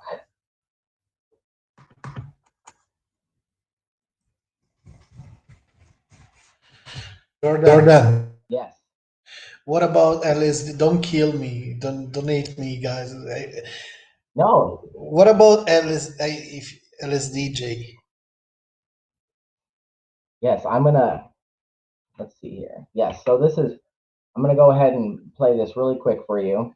If you have any questions, please start asking some questions while I play this. This is gonna be a new track, but an old track. The original song that I made on LSDJ, of course, I'm trying to redo things, but we're gonna go ahead and play this and leave some questions, and I'll be more than happy to answer them. Okay, but can you also show some tricks or instruments of LSD or some whatever? Yeah, definitely. I kind of just mess with things here until they sound good.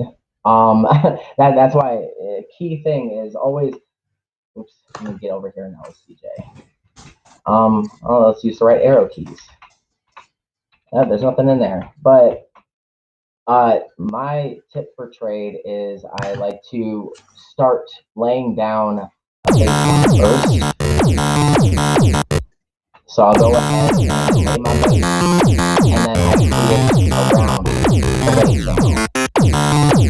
And it'll sound plain in the beginning. It doesn't sound like that. I go in later and I start tweaking the instrument. So focus on this. Or where's the part that I want to focus? There you go. So these are this instrument here and this one. This one right here. Two different instruments.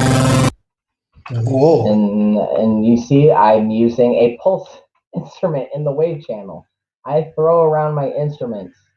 There really is no said way of me working with the instruments. I just kind of throw it in there and I'm like, hey, that sounds good. As horrible as that sounds, but there you go. You got the actual wave instrument that's made in there. These two are pulse instruments, but it sounds great in that channel itself. I mix instruments.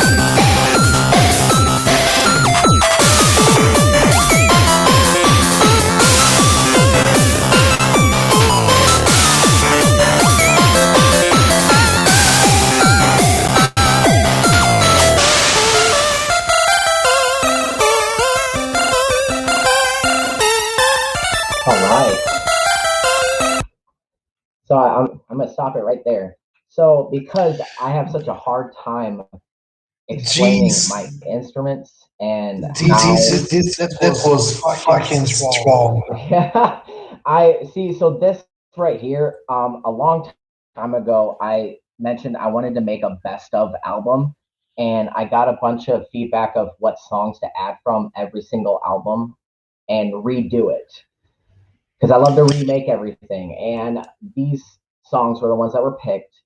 I have no ETA on this album, but I do want to mention that when I do make this album for pre-order, I painted a little PandaStar picture, and I'm gonna raffle it off for people. So where's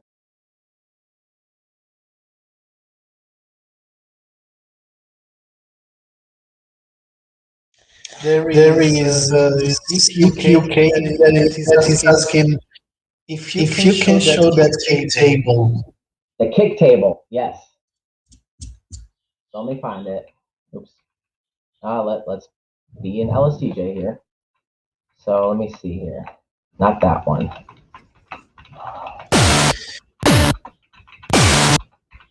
There we go. There you go.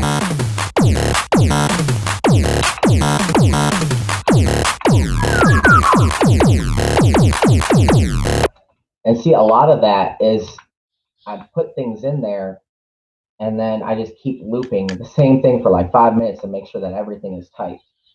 Now, what I was saying before about the song files and how hard it is for me to really tell people like how these instruments are made, I'm planning a huge zip file of all of the majority of my song files, and I'm gonna put it up for everyone to go ahead and view.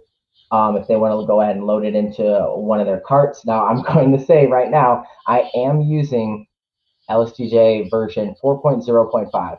I was using 3.9.9, but I did upgrade. But I'm using this version. Things are going to sound a little bit different in the newer release. But like so Jordan, sorry. We have last 5 minutes. I'm sorry. We have lots of other chief musicians. But CPUK and Defense Crack are asking if you can also show CPUK wants to see the scene and Defense Mac wants to see the table on instrument 10 if it's possible. The table is on instrument 10. Yeah, and the scene. Okay. If you want, if you can. Yeah. Just a little pulse kick right there.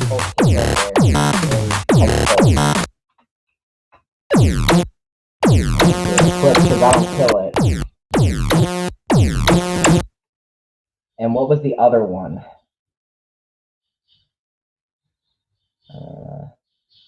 What was the other? The synth. Also the synth. The synth. Yeah, synth 5. There we go. It's very, I feel like a lot of this synth right here is more standard of what I use. It's a lot of punchy kicks rather than using more of a triangle kick than using pulse kicks. I just feel like they got a lot of bump to them. And also they don't overcrowd the rest of the instruments that are using pulse. But yes, I do plan on uploading all of it. That way everyone can view, for their own, wanting to learn and again, I mess with it. I'll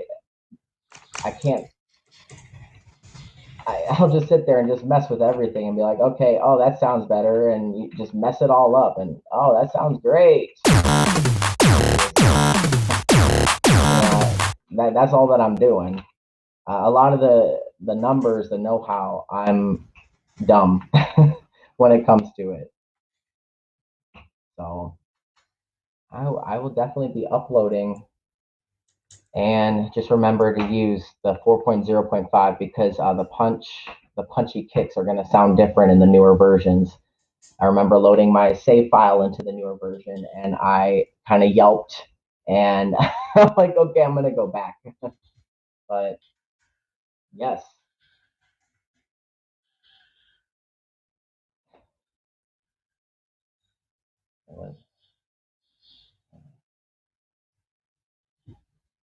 Would remixes better? No, please remix. Please remix.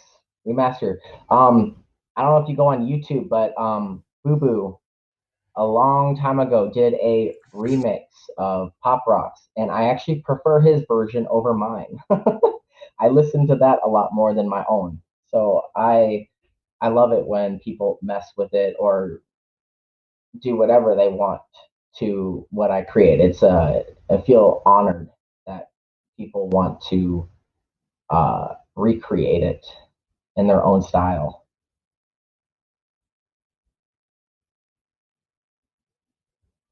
Yeah. So, do you have some other tips or tricks? Because in a couple of minutes, you have to pass the ball to BRYFACE. Yeah, no, we can pass the baton. Because again, if I miss out on any, I'm on Facebook. Feel free to like message me if you have a particular question or if you want to look at something specific. That way I can get to you on that certain thing. But other than that, I just contact me. I am all open ears for questions. Yeah. Let's get on with BRYFACE. I'm excited. So, Jordan, thanks for everything. And before to pass the ball to BRYFACE, we can even set and decide if I'm also doing something with other people, and like we can have not a show. We can do something out of the Sunday jams. We can just play a little bit with LSDJ when you have time with other people, and we will inform other people and do something. Have fun. Oh, I'm game. I'm game. Sundays are a good day for me, anyways. So No, also during the week, like randomly. Like I'm not not online, but yeah, online. Yeah. I mean, not on Twitch. We can call a bunch of people who is interested can join us. Yeah. We got a special thing that the Fans Max showed me, and we can use it. Yes. I'm game. You just let me know, and I'm there. Okay. So, greetings, special thanks, confessions, whatever. I'm sorry. What was that? You were in and out.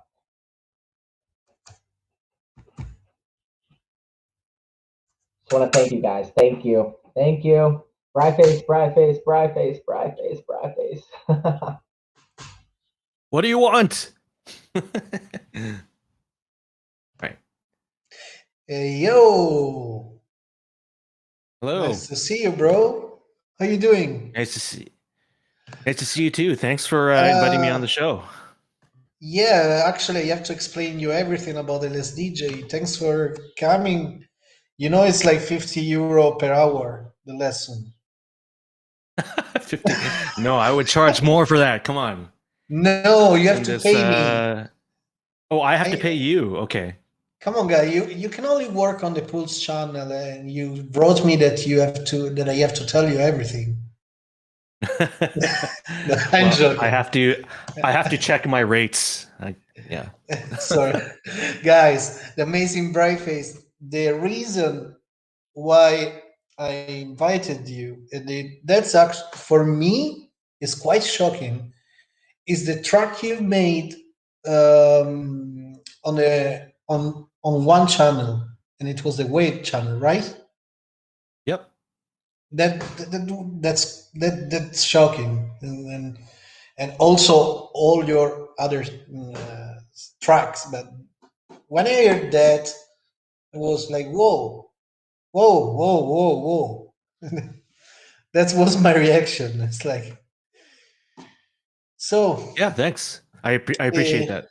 if you want to have a little introduction of yourself or whatever you want to say, and then I think you prepared something for us.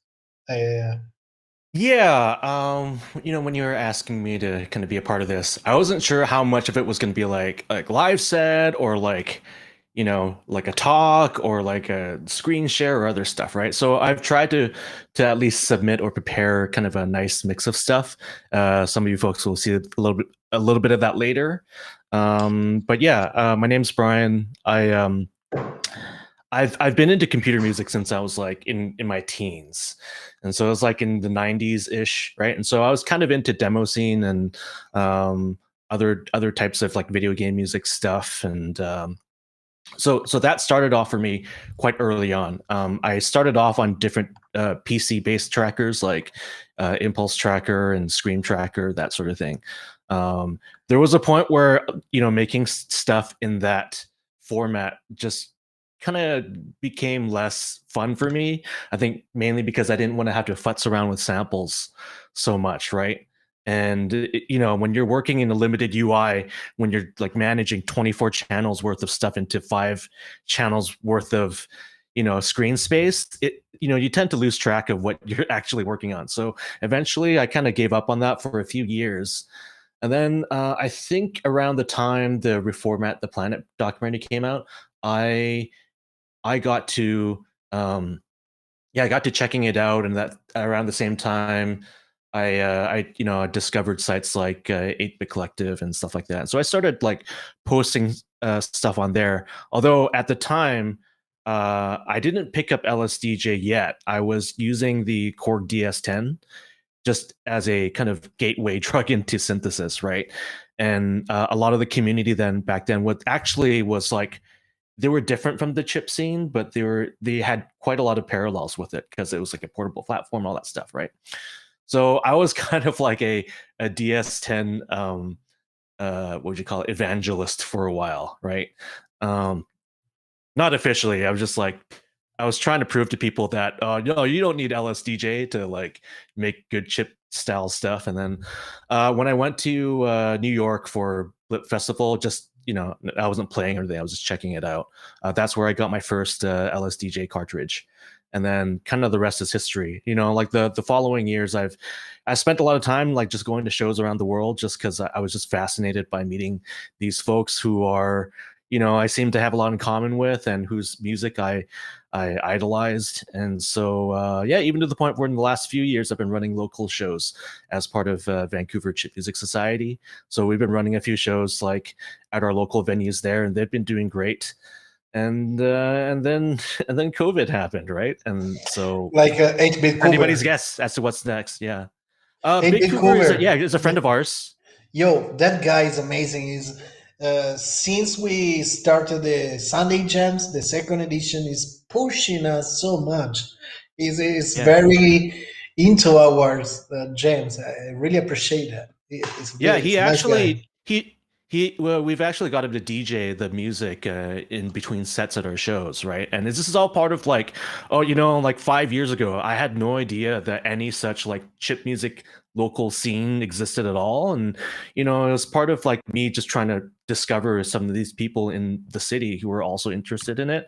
And so that's how I ran into folks like Vancouver, who does a great weekly show, and like he yeah, he's really good at finding new talent, new music, and all that stuff. And it's kind of part of our local ecosystem, which is great.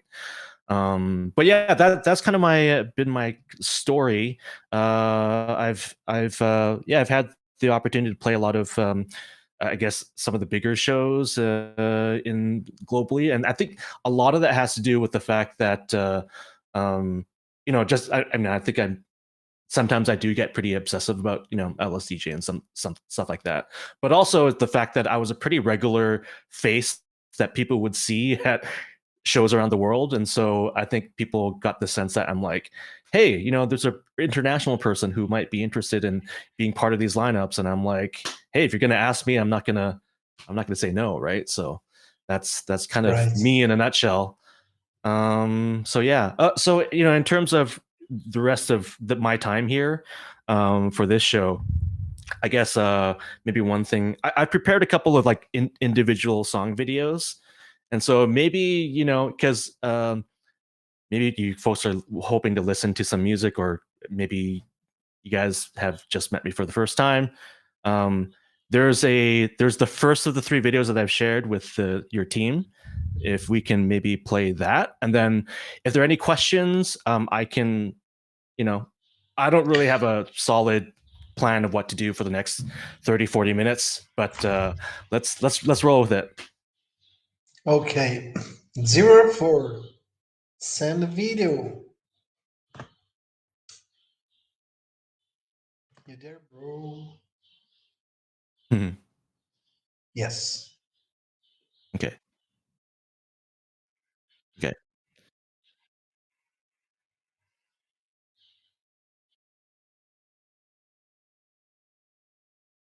No. Oh, yeah, you can just pretty much start it. I'll describe it afterwards. Yeah.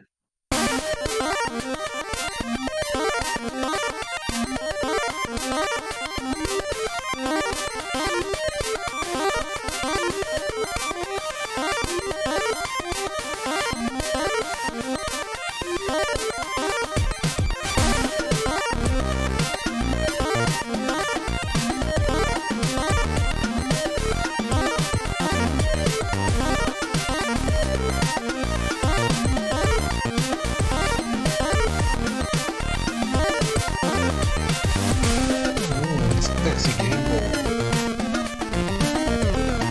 Thanks. Can they?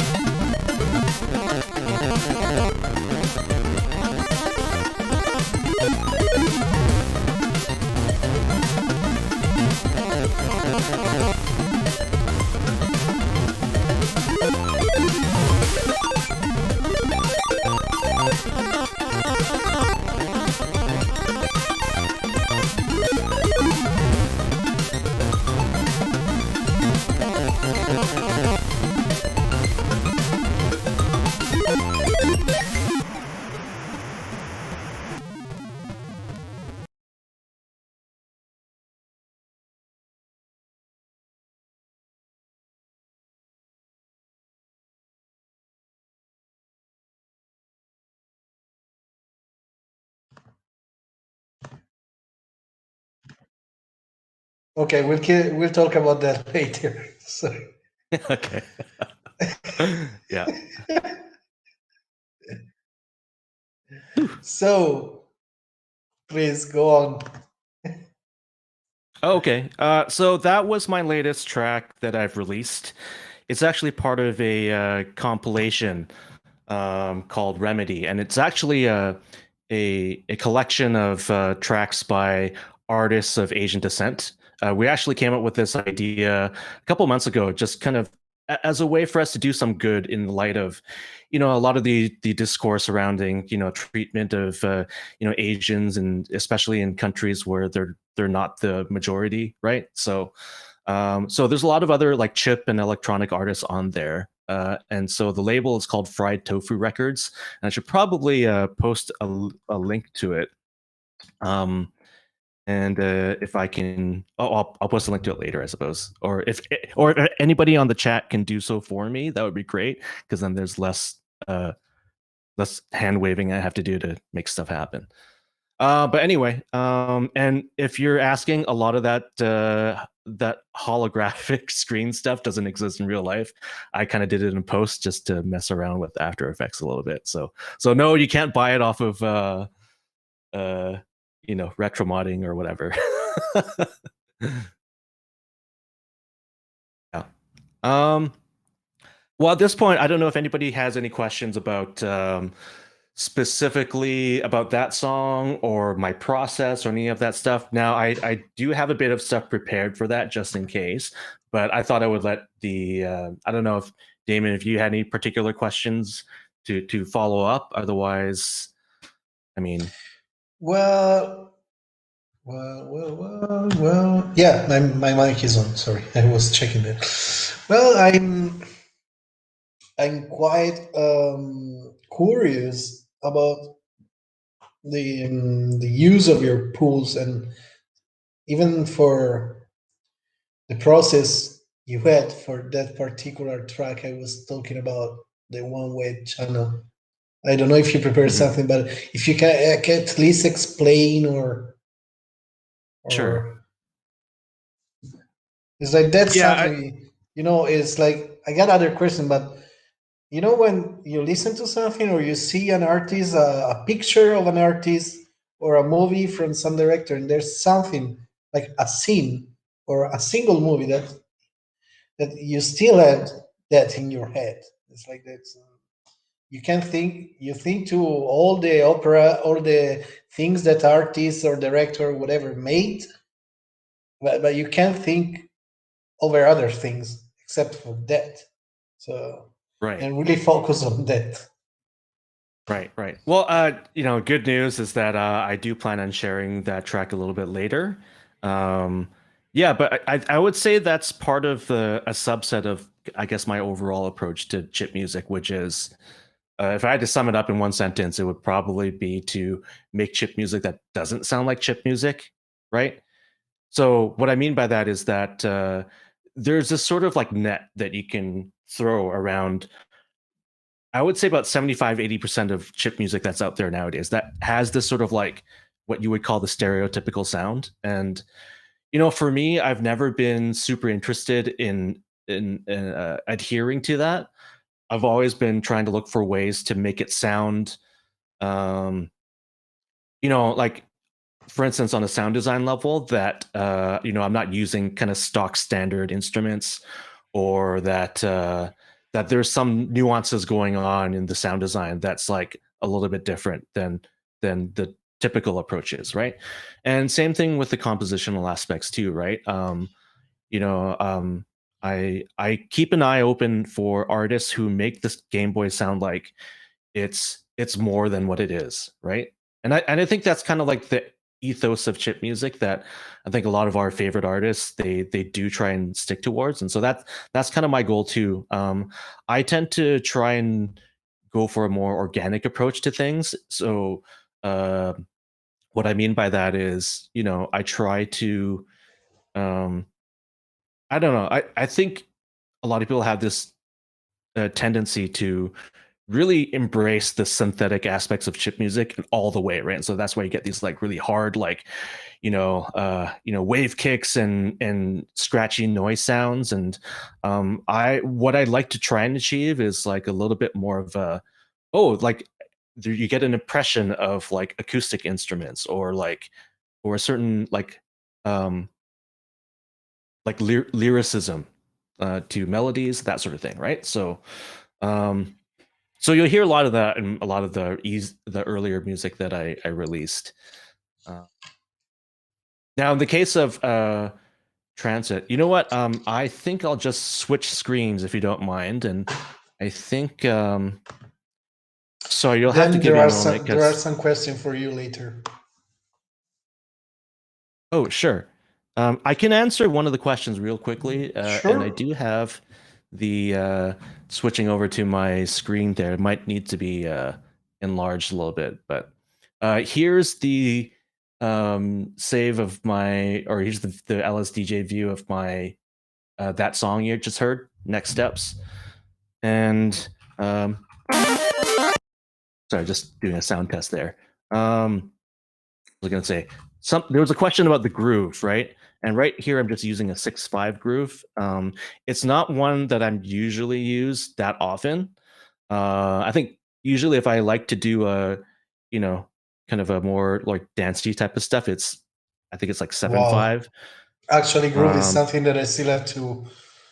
I leave it like that, and that's amazing. Yeah. And like I kind of made the decision early on to make this almost like a trip hop, like hip hop style. So like the swing is very subtle, right? It's almost like it's subtle in the same way that, if you hear a lot of Jay Dilla tracks, it's like you can't really pin down the actual time signature, right? Yeah. Yes, much love. I'm a big Dilla fan. Yeah. And so, I kind of wanted to make it not super obvious, the swing, but you can still like hear it on a very like understated level, I suppose. And so also the kind of genre I was kind of going for dictates kind of the sound design a little bit, right? So a lot of like very in your face like snares, you mix things a certain way. Maybe like the hi-hats are very understated because it's all, that kind of like hip hop groove is all about the kick and the snare, right? So I think this one. Oops.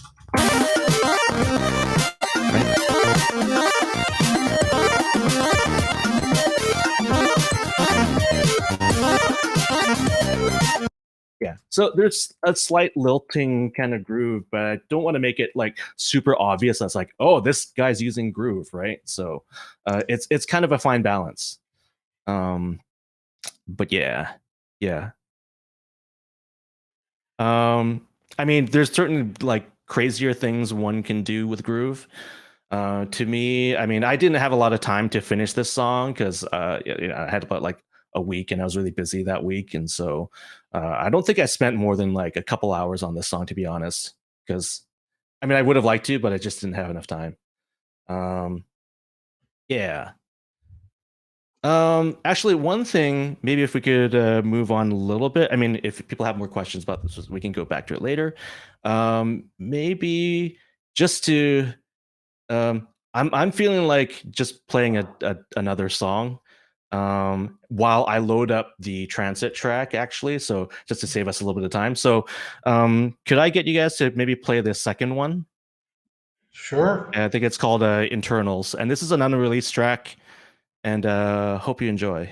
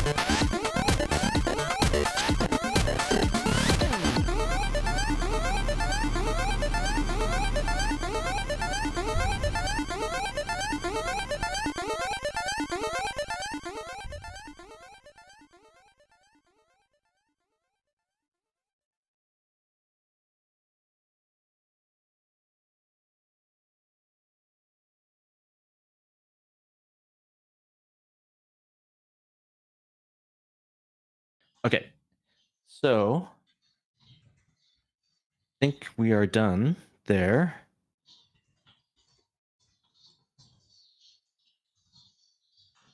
Okay.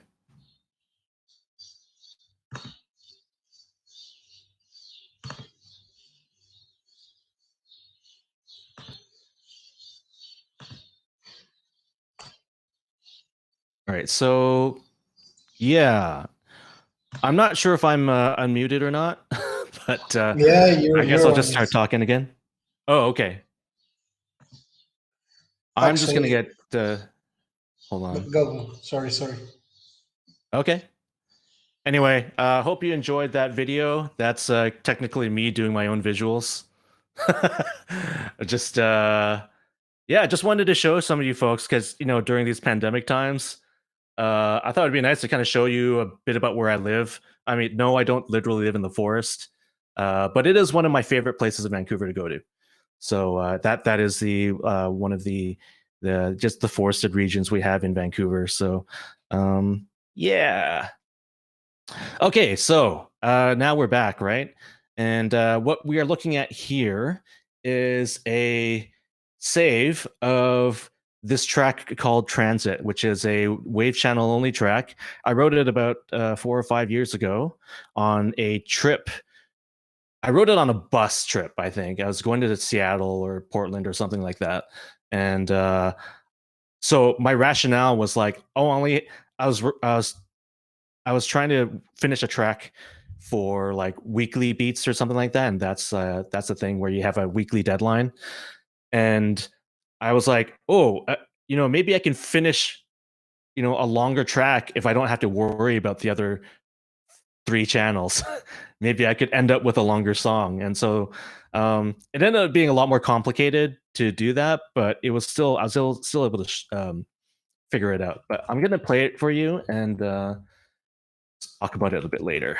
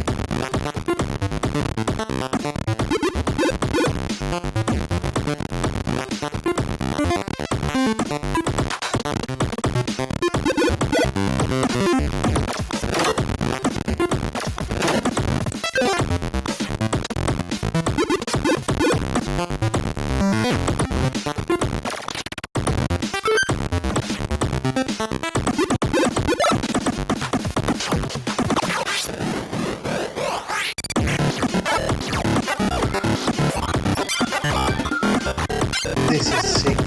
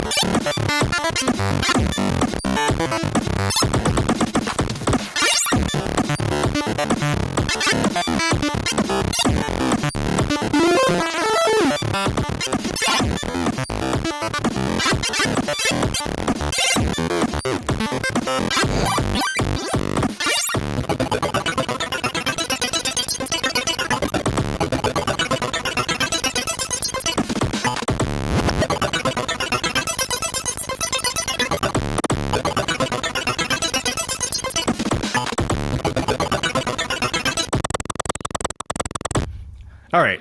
I think that's enough of that for now. Whoa, That is whoa. the song called Transit. And Love it. yes. So there is potentially a lot to go through this song.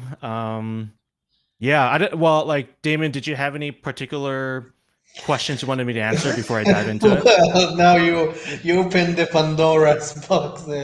Is one question is like he's read his come on, you're joking. It's like I'd like to see also some instruments Sure.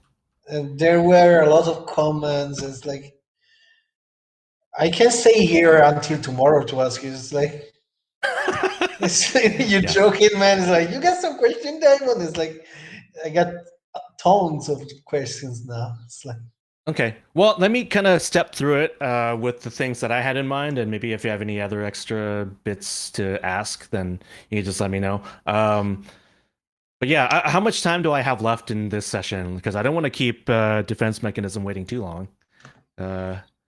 Just name a. how much time we have? What was that? Sorry, how much time do I have? He's checking. Let's see. We have like 13 minutes. Okay, cool. I'll try to do the lightning round of that because I do have one song to share at the end. Okay, so one question that I saw in the chat was like there's the SID-like instrument, and so let me see if I can find it. It's probably that one, right? Okay, so I kind of get into it right away. This instrument is basically, if you look at the waveframes for it, blah blah, it's basically a PWM wave, right? And so it starts like this. It's basically a square wave up and down. As you advance through the frames, it becomes the duty cycle becomes like less, right? And so I can't take credit for this one. I think Roboctopus sort of used this in an earlier track as well. So, but that's if you think about how a wave instrument is created, and how you advance through that slowly, you can see how that achieves that PWM effect, right? The other key to this is that you have to be very judicious about when not to initialize your instruments, right? Because otherwise the PWM, the cycle will start at the beginning again, but you want it to still be continuous throughout the whole length of your melody, right? So, yeah.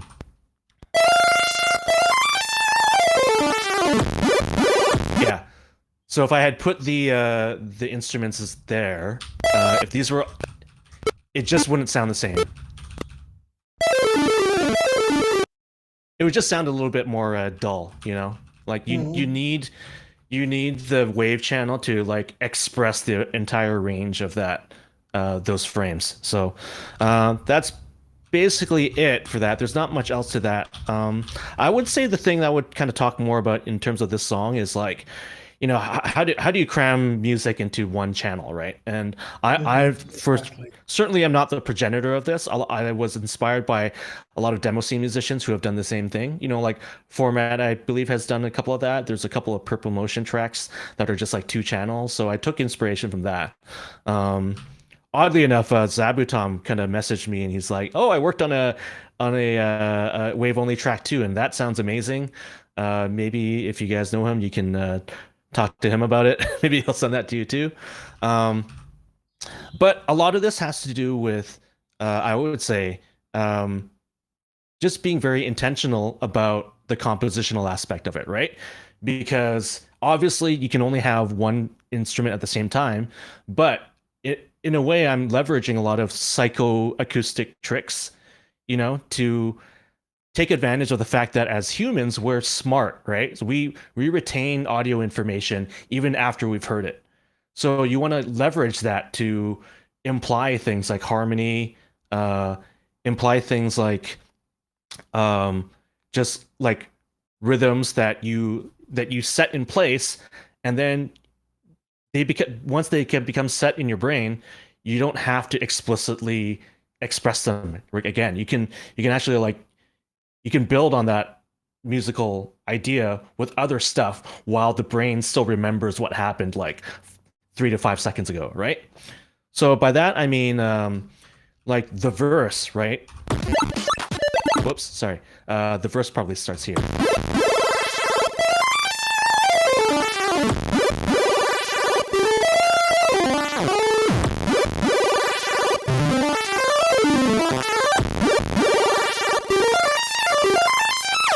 So I'm just gonna stop there because at this point I've arranged, like I've established things like, okay, what's the melody? What's the tonal center? What's the chord progression, right? So it's also why I'm decided to leave out the drums and then introduce them later, right? Because when I introduce them in the next bit,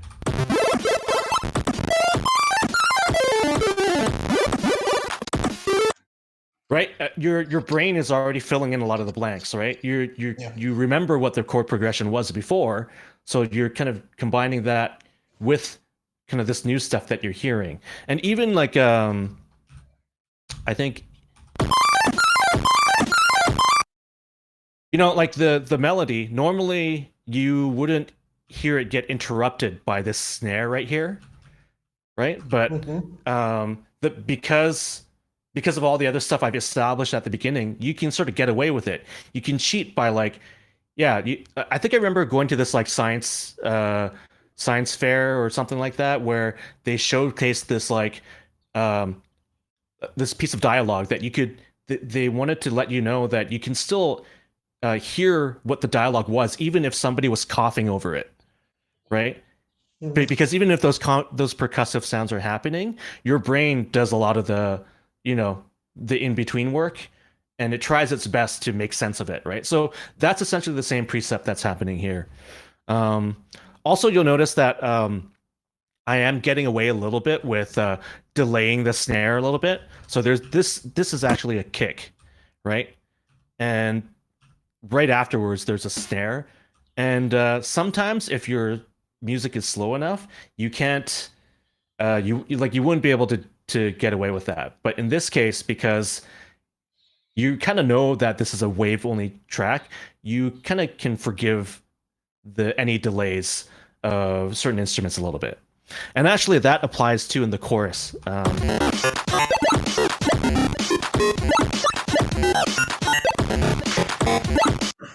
So you'll notice that the bass instrument, it's kind of dancing around where the non-negotiables, which is the kick and the snare. Like the kick and the snare, like they always have to be in the same place.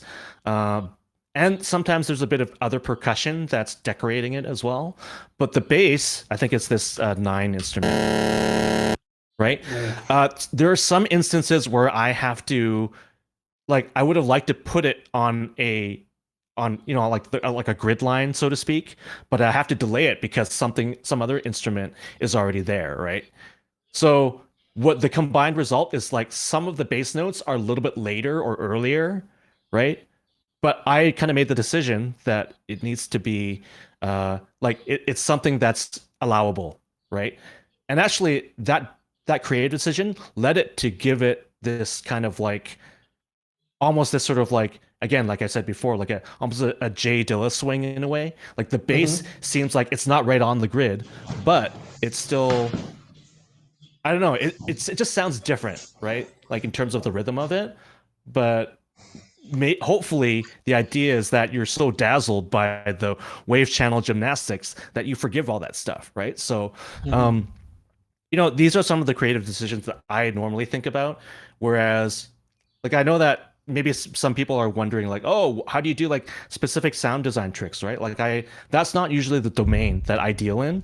I usually deal in this like this compositional puzzle of like, ooh, like how can I represent everything faithfully with these limitations? So anyway, without getting into it that much more, that's my approach to this particular song.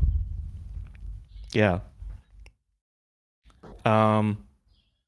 Yeah, I'm not sure if there's any other questions for that. I do know that my time is running out soon. I have actually at DefMech's request or his suggestion, I did pull up a couple of slides from what was it? Yeah, these are slides I took from like some of my workshops I lead in Vancouver. These slides are from kind of this like advanced songwriting presentation that I made, and these are all very abstract things, right? But one thing that I think is very important is this idea of a chunky jambalaya. And the jambalaya is kind of like a spicy stew, and you can see all these different parts in it. Like there's like chewier parts, there's like more vegetable parts. It's all a wide variety of things, and you kind of want to achieve that in your music, right? Looks tasty. Yeah. You want it to be a tasty stew. You don't want it to be this sort of like very Right. like the texture is super uniform throughout the thing. Like Actually, you're talking that's to a what chef. I try to, yeah. Oh, really? Okay. Yeah. You gotta teach. I'm not that great at cooking too, so you'll have to teach me that sometime. Whenever you want. Yep. I mean, I have some more items here if we want to go to it, but I actually go through a lot of these things in the example I just showed you. Just be aware of like seeing if things are you're making wasteful use of, like a hi-hat string, or maybe some instruments don't need to be there, and maybe what you want is more clarity in the musical ideas that you're putting forth, right? So yeah. There's other concepts like linear drumming, just like the fact that you're only hitting one thing at a time, also ideas like call and response, right? Where people feel like, you might feel that you really want to like just fill a blank tracker screen with as many notes as you can, but sometimes you may want to split it up into chunks where you have a melody part playing and then a bass counter melody right after it, and you alternate between the two, right? That helps mix things up a little bit and helps things from feeling a little bit too like blaring or annoying. That's one thing I really try and pay attention to. Yeah. Oh, one other thing I wanted to touch on was that sometimes my approach to like melodies is that I don't write it from start to finish, but I write it very sparsely. So like these like notes like over time, like I sort of draw a really rough contour of notes throughout like several phrases, let's say, and then I figure out what goes in between them. Whereas I know some other people just start writing from start to finish of that segment, but you know, I don't know if people have considered this way of doing that, but it has helped me a few times. So, yeah. Anyway, I think a lot of those were covered in the transit example I just showed you. But yeah, I think you know all these things apply to not just chip music, right? But in terms of LSDJ, I think these are good strategies for you know just remaining creative and fresh with what you do. Cool. Okay, well, I think my time is nearing the end, Yeah. right? Unless there's a any. little bit. If Yeah. there's a question in particular, Okay. uh, Well, how about this? Why don't we play the last song? It's not a new one; it's an oldie, but I think it would be a good one to end, and hopefully, represents what I feel like. You know, I hope everyone else is moving out of this post-pandemic phase and doing well. And this is one of my other favorite places in Vancouver to hang out. And Sure. so, yeah. And if you have any questions, I'd be happy to answer them in the chat as well. I don't want to overtake Defense Mechanism's time. So cool.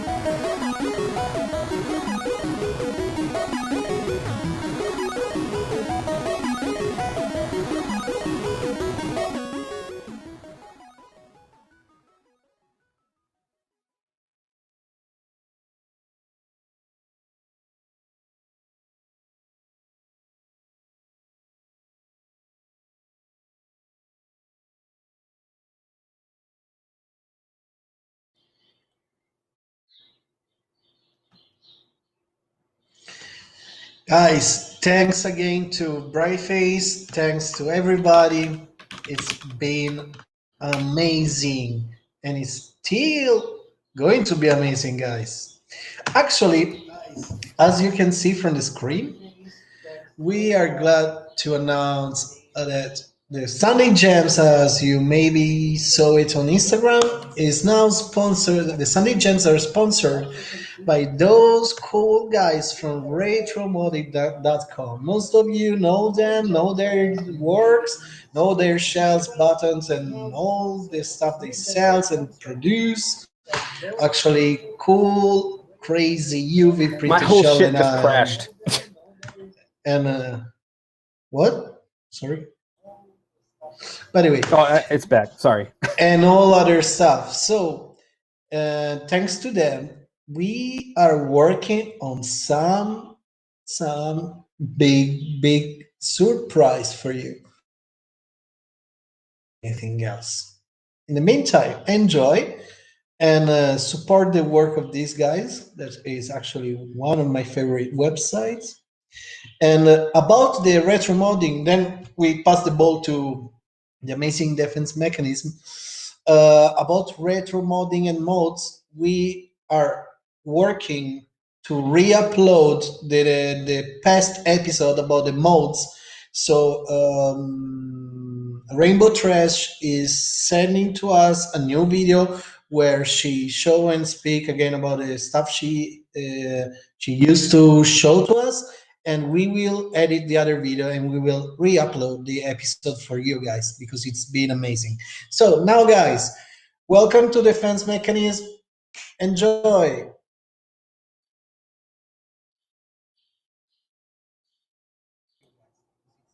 I'm here, but this video just totally crashed. But if you guys want to go ahead and play that video, anybody who wants to ask any questions, I'll get this thing working and we'll come back.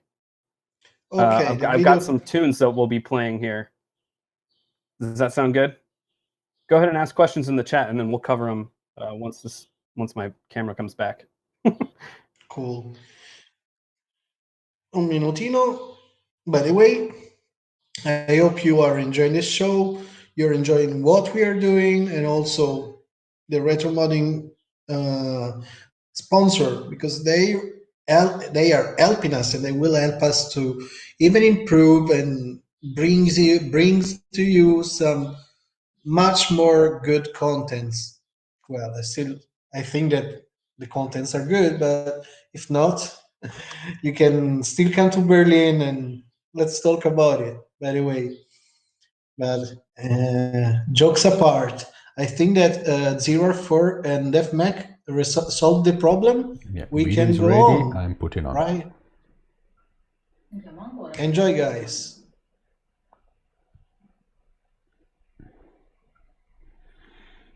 Let's see.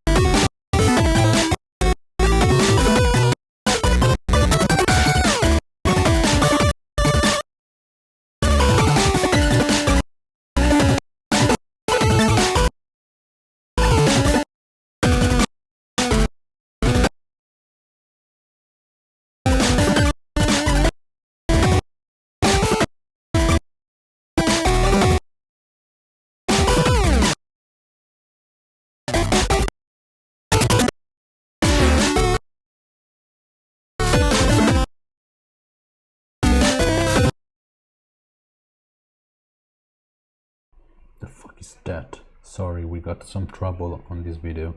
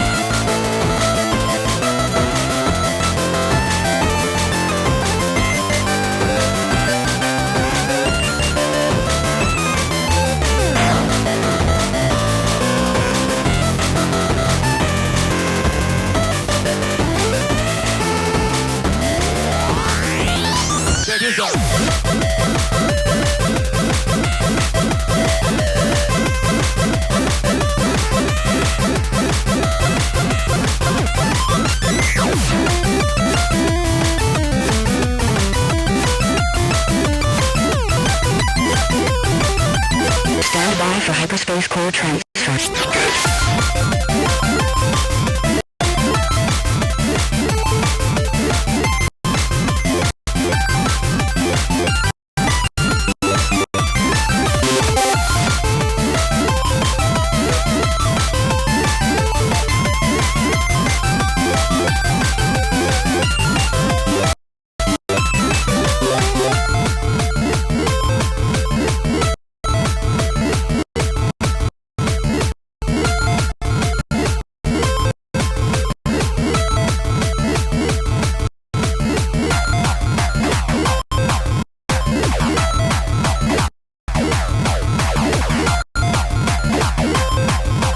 Stand by for hyperspace core transfer.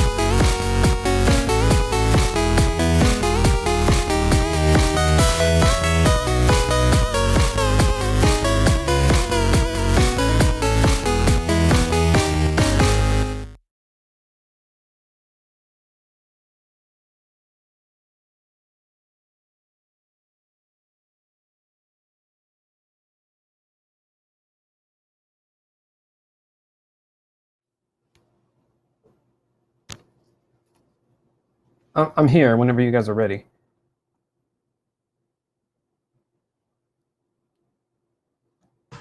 Nice, nice, nice, nice. After this song.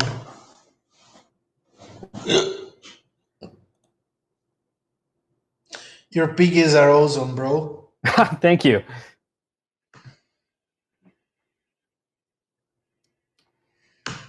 Both of us? Yeah, we're live. Wow, we are alive! Okay, guys. So, I put myself comfortable and please, Aaron. Yeah, I guess I have a lot to cover. Thanks everybody for coming. Thanks for having me. This has been a lot of fun. I hope you enjoyed the songs. Absolutely. Yeah, so I guess I know we had a few questions to cover, and I also wanted to talk a little bit about some of the newer versions of LSDJ, because I imagine people are probably curious about that kind of thing. So let me just start talking about that, and then I can kind of demo. I know we had a kick bass question. Somebody wanted me to demo some of the volume swells in one of the songs, and then if you guys have more questions, go ahead and answer them or ask them, and I'll try to do my best to answer them. Sorry, I can't get my camera working, so you have to deal with the pixel version of me here, which is made by my friend Thomas, which I love to death. I think it's awesome. So yeah. This version that I have pulled up is LSDJ 929. It's the latest development version. I guess one thing we maybe could have asked Johan, although I kind of know the answer already, but he kind of wants to let this version chill out for a while. And it's relatively stable, but it's not truly stable yet. Probably won't be until a few more months go by and like no major bugs are reported or anything like that. But I've been using it for a while and I don't really have any issues. There are several kind of new things. One thing that he mentioned is like the new sample clarity. All of the sample kits, all of the code got rewritten for sampling. And it's like, it's so much cleaner. It might be really hard to tell the difference over Twitch. So it's, I encourage people to download it and check it out for themselves. I notice a big difference in the 727 kit.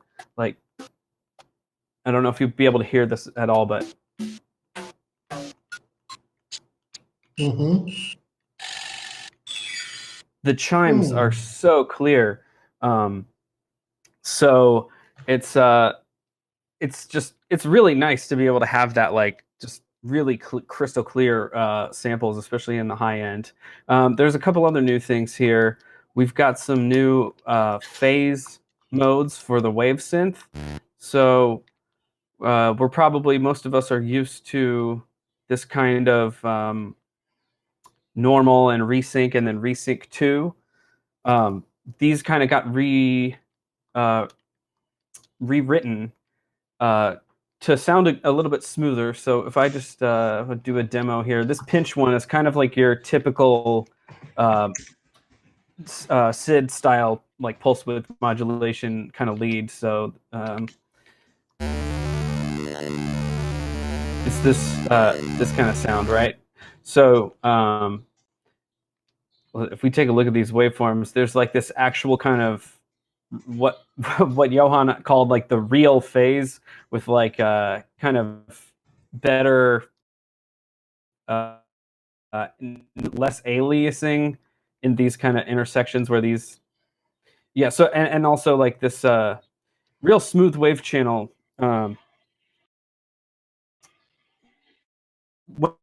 the waves switch now, there's he's got a special timer on it to kind of reduce the clicks. So it's really, really smooth, even at high speeds. If I turn this all the way up to speed 1, it's just like, you get this like super, super rich, like pulse width kind of modulation sound. And warp is kind of similar to how the old normal used to work. It uses this kind of extension rather than just kind of, it warps one side of it. Then there's a new resync, which it's more similar to the old Resync 2.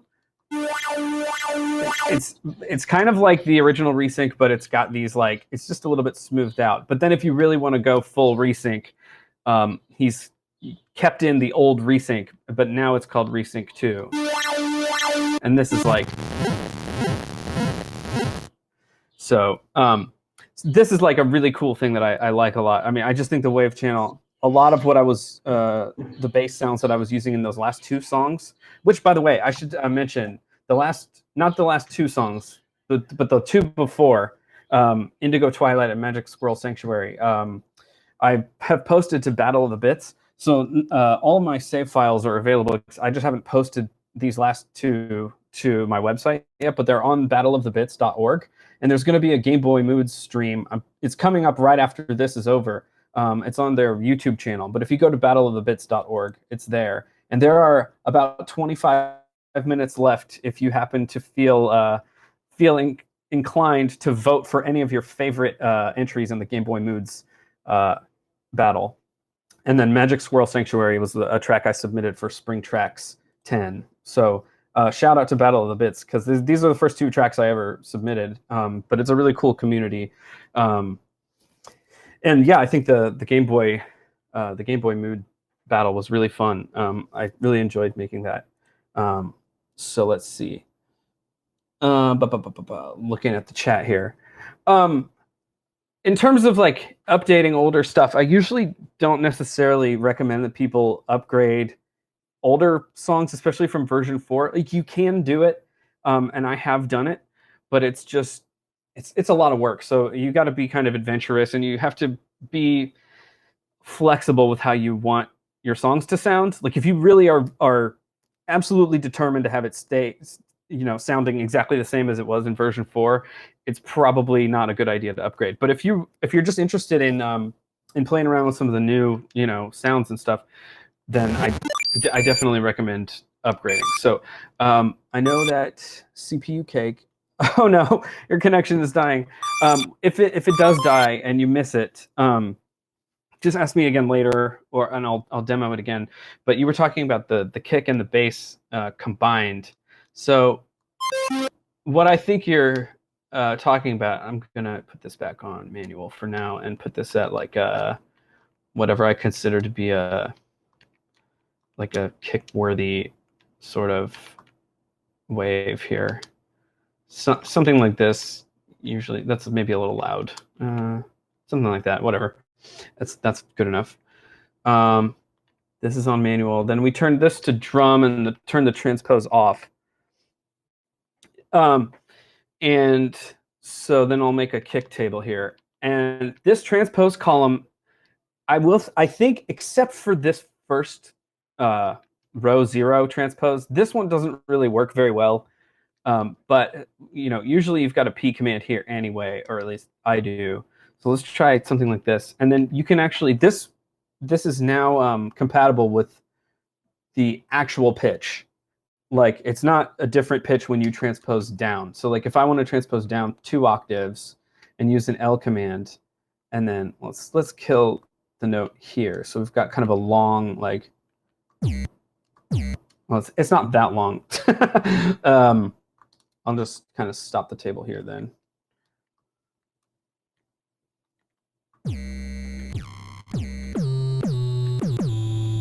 So now you've got like this.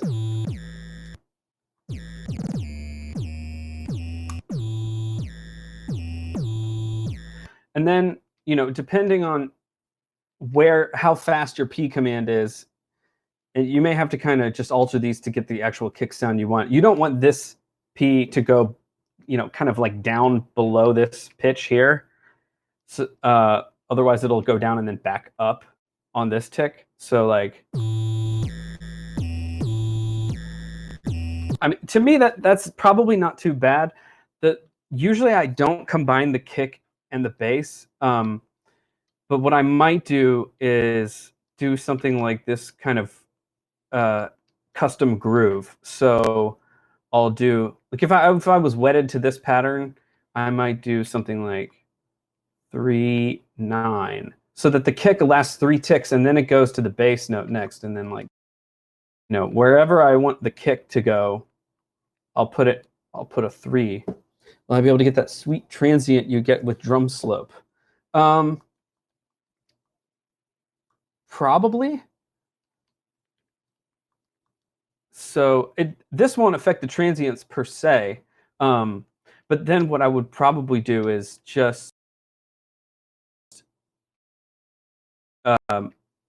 like copy this instrument or something, clone it, and then use the wherever I wanted this kick to be. This way, I can actually just shape my kick however I want. So usually I pitch this like all the way down. Using the L command with TSP 80 will transpose it all the way down to the lowest octave. And then you could even like, you know, kill this note here so that this kick, you know, you can kind of customize the transient however you want.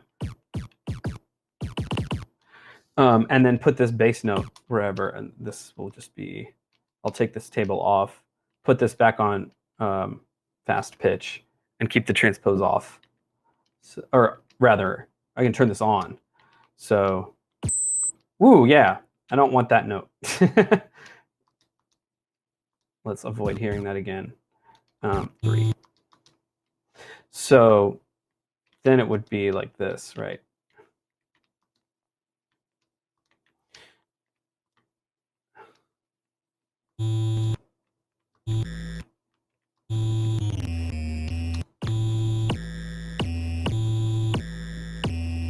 So you can see like each kick only gets 3 ticks.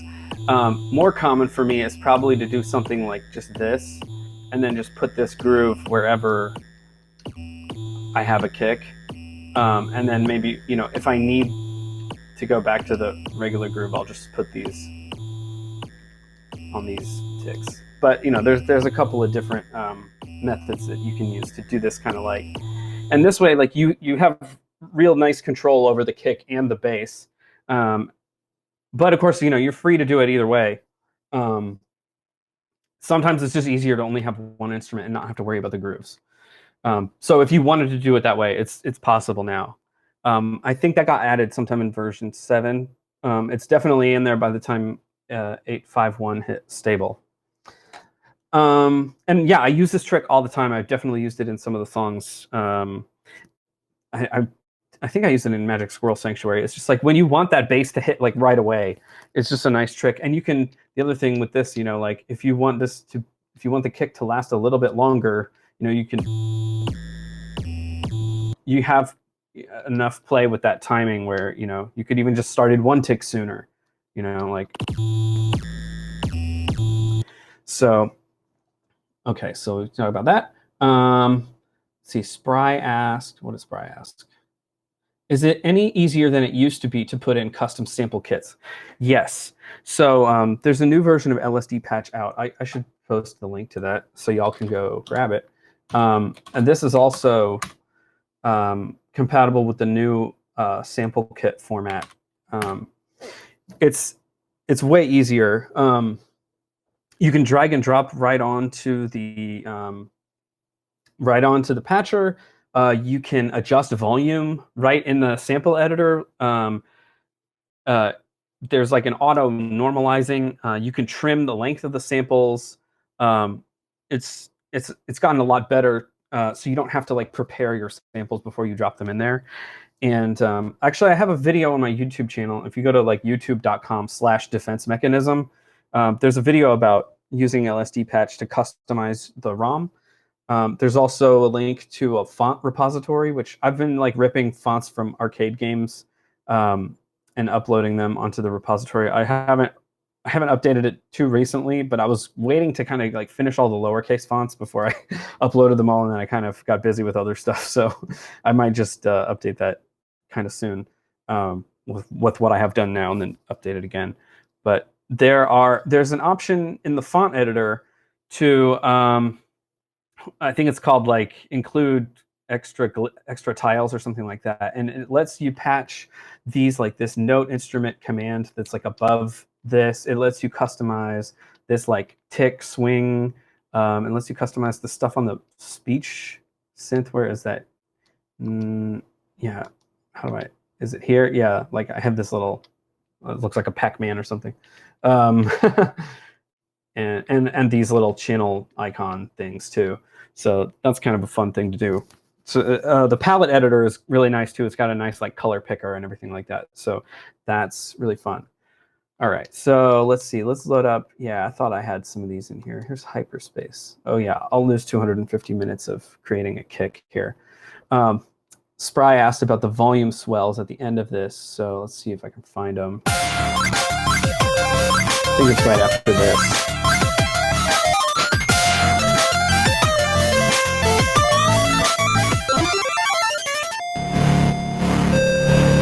Okay, so I think it's here. So I think this is an ADSR. Yeah, well, it got renamed back to envelope, but it was ADSR for a minute. I think in the latest stable it is. So this is like using like a zero, like an E command that's like 0, you know, A or 0B or something like that. The nice thing about this 3-stage envelope in the new version is that like it starts at 0, right? The first digit is the starting volume, and the second digit is the length of time it spends at that volume in order to go to the next one. So it starts at 0. It goes at speed 6. Then it goes to volume C, which is what, like 13 in hex? Is that right? 15, 15, 12. And then it spends, you know, speed 7 at C and then goes down to 2 and sustains it at volume 2. So that's happening in the left channel. And then there's this in the noise channel. And this is like a similar, I don't think it's exactly the same, but it's kind of a similar, it didn't need to be as loud, I guess I felt, just to balancing these things out. So this and this are happening at the same time. So if I mute these. And then the wave channel is doing its own. I think I'm just actually using E command, or yeah, I'm using this, oh, this is fun.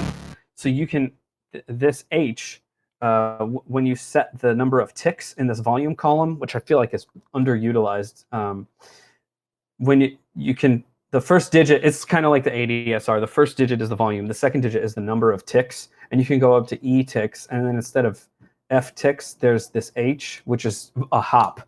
So this will hop, it'll spend 2 ticks here, B ticks here, which is 11, and then 3 ticks at volume 3, and then I think I needed to like separate these out. I don't know why I programmed it this way, but I did. And then it will hop back to here. So it just basically alternating between volumes 2 and 3.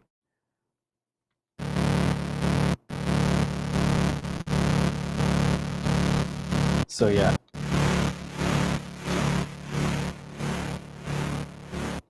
So that's that trick. I also, there was a thing I wanted to talk about in terms of the envelopes, and this fancy trick that people might appreciate. If I can find a snare in here, let's see. Okay. So this is kind of a typical snare. It's got some S commands in the table, this little left-right transient on the attack, and it starts at volume C. And then the thing about this envelope now is this is all done in software, so the first like 1 through 5 are actually really short. Like you can get a really short snappy attack on this. Like if I turn this all the way down to 1, like you'll see like how like it's like it starts at volume C and then it spends, you know, speed 5 down to volume 7. I don't remember where I had this. I guess it doesn't necessarily matter. And so it's really cool because you can shape the transient here and then have the rest of the snare sustain. And you don't have to use any E. I was using E commands in the table to deal with the snare volume. But now, so let me copy this instrument and I'll make a new phrase to illustrate this.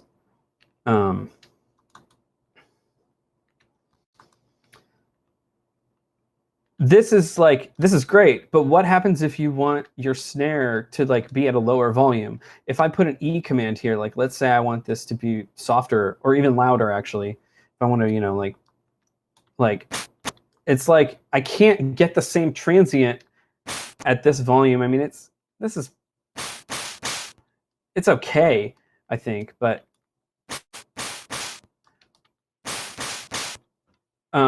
it's just not as good to use E commands. But if you want to keep the envelope intact but shift the volume of all 3 stages, you can use this retrig once. I think it used to be this way in version 4, and then at some point it changed such that like R0F was retrig once, but now R00 is retrig once. And you actually don't need to have this on a note. Like you can just use it by itself and it will retrig the previous instrument. But this help text will tell you the first digit means you can change the volume. So if I want this snare to be louder, I can just re-trigger it with a louder volume, and that affects all of these. Like the whole thing will be louder, and you don't have to just use an E command. Or if I want it to be softer, I can still keep the transient there.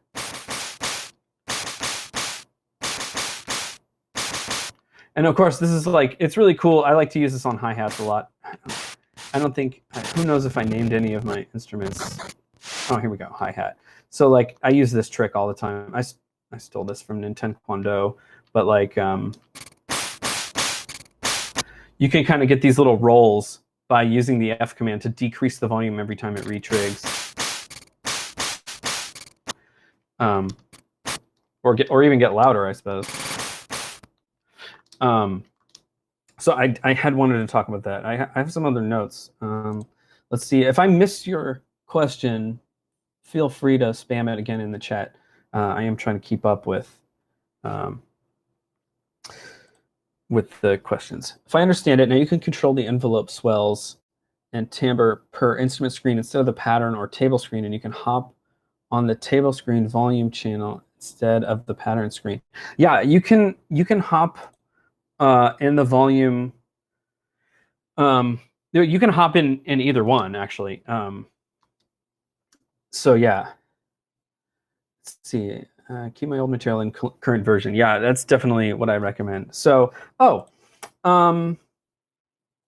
let's see what else. Oh, this is a really cool feature that I find useful, especially when working on material, because sometimes I want to go back and hear a different like part of this version, part of the song while I'm playing, the current row.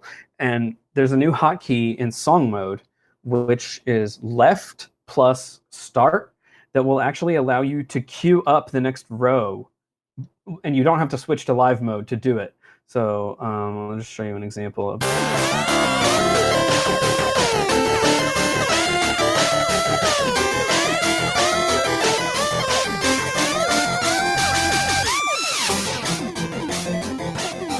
So that's kind of a cool thing. It's sort of like a little live mode shortcut in song mode, which is, I just think that's really cool and handy.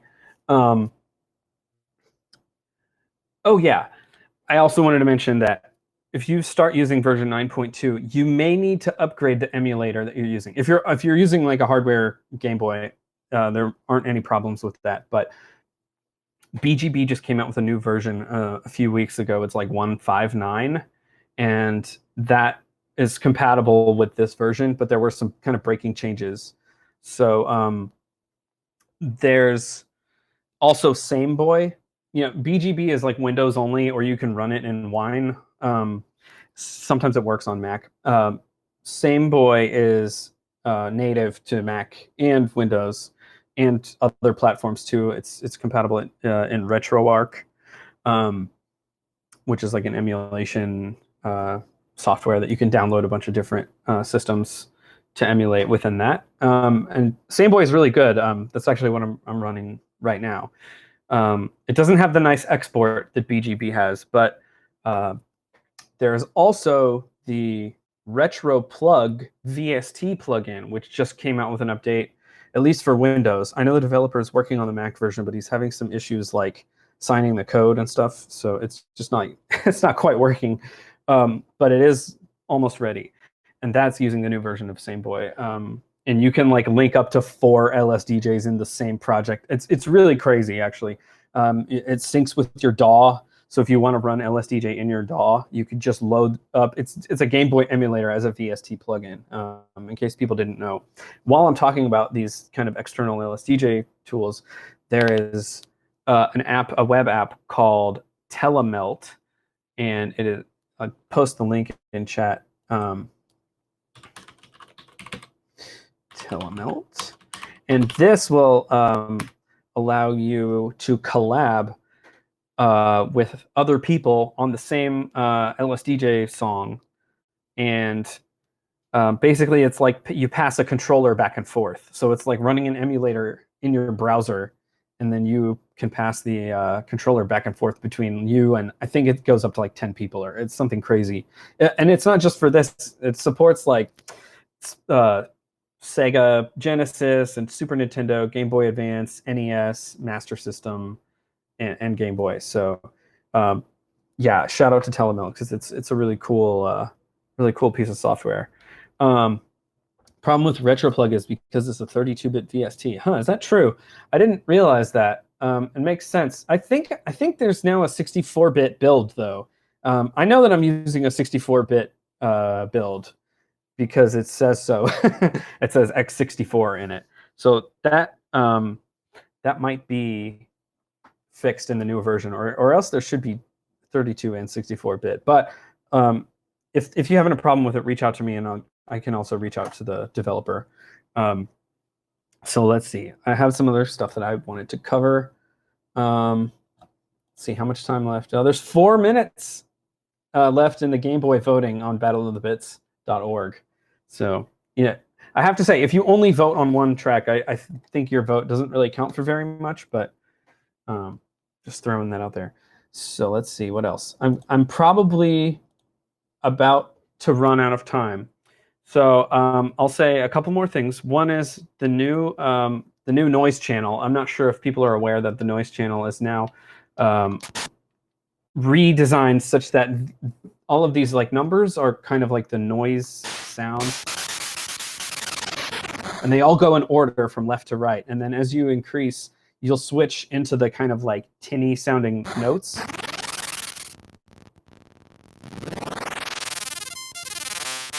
And they actually have note names. So this like makes noise channel programming so much easier. It's crazy how much easier it is. It is, however, a lot harder to convert back from past sounds. Another cool thing is like there's probably most people knew about the P commands. Like, so there's that, and then you've also got C commands that do like actual ARPs now, which is a little crazy. So like, and we've also got V commands, so you can increase the speed and the depth. So that, and you can like combine these, so you can have a V command followed by a P, whatever P command. I should clear out the rest of this so that and this pitch now is like free or safe. The old stable pitch, actually, you may have noticed, never actually stabilized the noise channel pitch. So it's it now re-trigs the noise channel on every pitch change. So it actually adds like a new character to the sound. I guess actually it may not matter so much in this mode, but like you can hear this kind of in the safe mode versus the free mode. So it's got this kind of extra gritty sound to it, but it will never cut out. This has been extra research. Okay.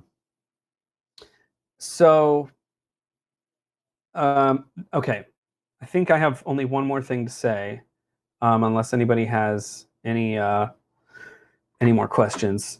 And that is that don't buy scam LSDJ cartridges and tell all your friends not to buy any. There's no such thing as an official LSDJ cartridge. So, but there are fake LSDJ cartridges floating around. You can buy any Game Boy Flash cart. EverDrive supports LSDJ. There's the El Cheapo SD. I don't know if they're still making El Cheapos. The Easy Flash Junior is kind of like the cheap version of the EverDrive. If you like the SD card based flash cards, or Inside Gadgets. Thanks, PandaStar, by the way. So you can, yes, and you can buy LSDJ on Epic Games Store. But InsideGadgets.com has a bunch of different flash cards. Some of them say if they're compatible with LSDJ. The Lincoln Load 32 is kind of like the spiritual successor to the Dragon Derp. So I would recommend that card or there are other flash cards, but you also have to buy the flasher if you buy one that's not the Lincoln Load. And if you want a fancy LSDJ sticker, a holographic LSDJ sticker, I am selling them on Bandcamp, and all of the money from the stickers goes to Johan directly. So I would say you can also feel free to donate to Johan, because now the software is pay what you want. So you can pay as little as nothing to download LSDJ, but I think it's a really nice gesture to donate or to buy a sticker, and then you'll get some cool stickers if you want them. So I just thought I'd throw that out there. And the spiritual successor is called the Link and Load 32. Here, I'll post a link in the chat. So this is probably the best one that I would recommend. Their other FRAM carts are good, and their SRAM carts are also good. Just make sure that you buy one that has at least 128 kilobytes of SRAM. 32 kilobytes of SRAM will technically work with LSDJ, but you won't be able to have more than one song on the cartridge at a time. And their cards also say if they're compatible with Little FM. If anything that's like 2 megabytes or bigger that has 128K of SRAM is compatible with Little FM. So anyways, I know I've kind of rambled a lot and talked a lot, but feel free to reach out to me. You can contact me on my website, defensemech.com, or any matter of social media platforms. I plan to do some more song walkthrough style videos like on my YouTube channel and stuff. So you might want to check that out if you're interested also. So yeah, I think that's about all I've got. Anything else from you, Damon? Yo. It's everything to me is like, it's like, it's amazing. Awesome. I don't have questions. I don't have questions. Like, you explained a lot of things and many things that I wanted to see, and it's okay. And I'm also hungry. Oh yeah. Well, don't want to be, but anyway, it's been a honor, a pleasure. Thanks for your time, for showing to the people and to us your experience, for what you're doing, and wow, it's like, I'm shocked, really. thank you for having me. This has been awesome. This has been a lot of fun. The same for me, bro. It's like, now, yeah, I'm in chilling position, but wow.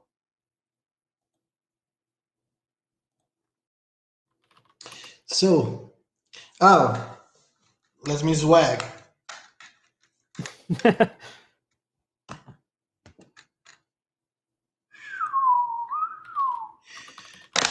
And I'm keeping the third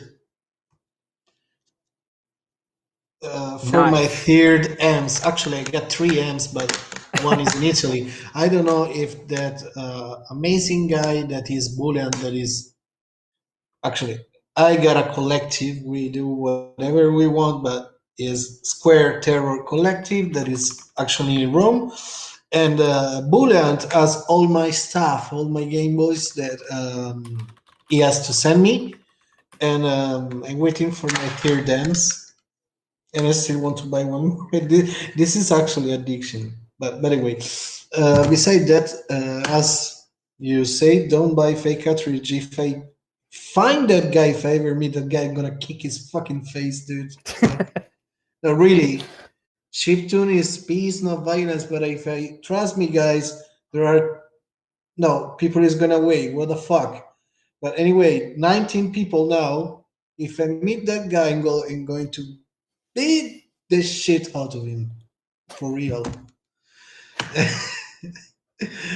Anyway, thanks again for being with us. And remember, retro modding if you need crazy cool stuff for your Game Boy. And if you want more music, now we are going to ride Metazoa that is streaming some good techno, guys. Who wants some techno? It will be cool. Actually, I was ordering some sushi and techno. It will be good. And yo, Aaron, let's keep in touch for the other stuff. And for me, it's all. I got a little announcement. I've sent yesterday finally I did it. I've sent my tracks for a little bit of mix and mastering. I'm not I don't remember if I told you. So I'm not going to tell you who is going to do it. So surprised. Soon I release something. Okay, whenever I'm ready. I'm ready.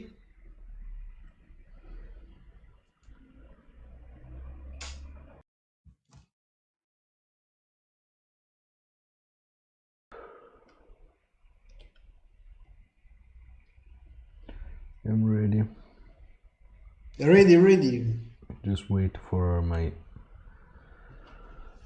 I'll say you bye in Italian. Ciao, è stato un piacere, grazie di essere stati con noi. Grandissimi tutti quelli che hanno partecipato e insomma continuate a seguirci. Did you enjoy that? Bye Devious Xen, bye Knee7, bye BRYFACE, bye Sloopy Group, bye everybody. Ok, now we're waiting. No. Siamo ancora online. 10 Actually, secondi. I like to talk in Italian.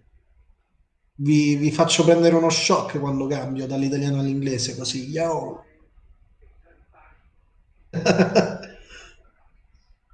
Ciao bello, ciao belli!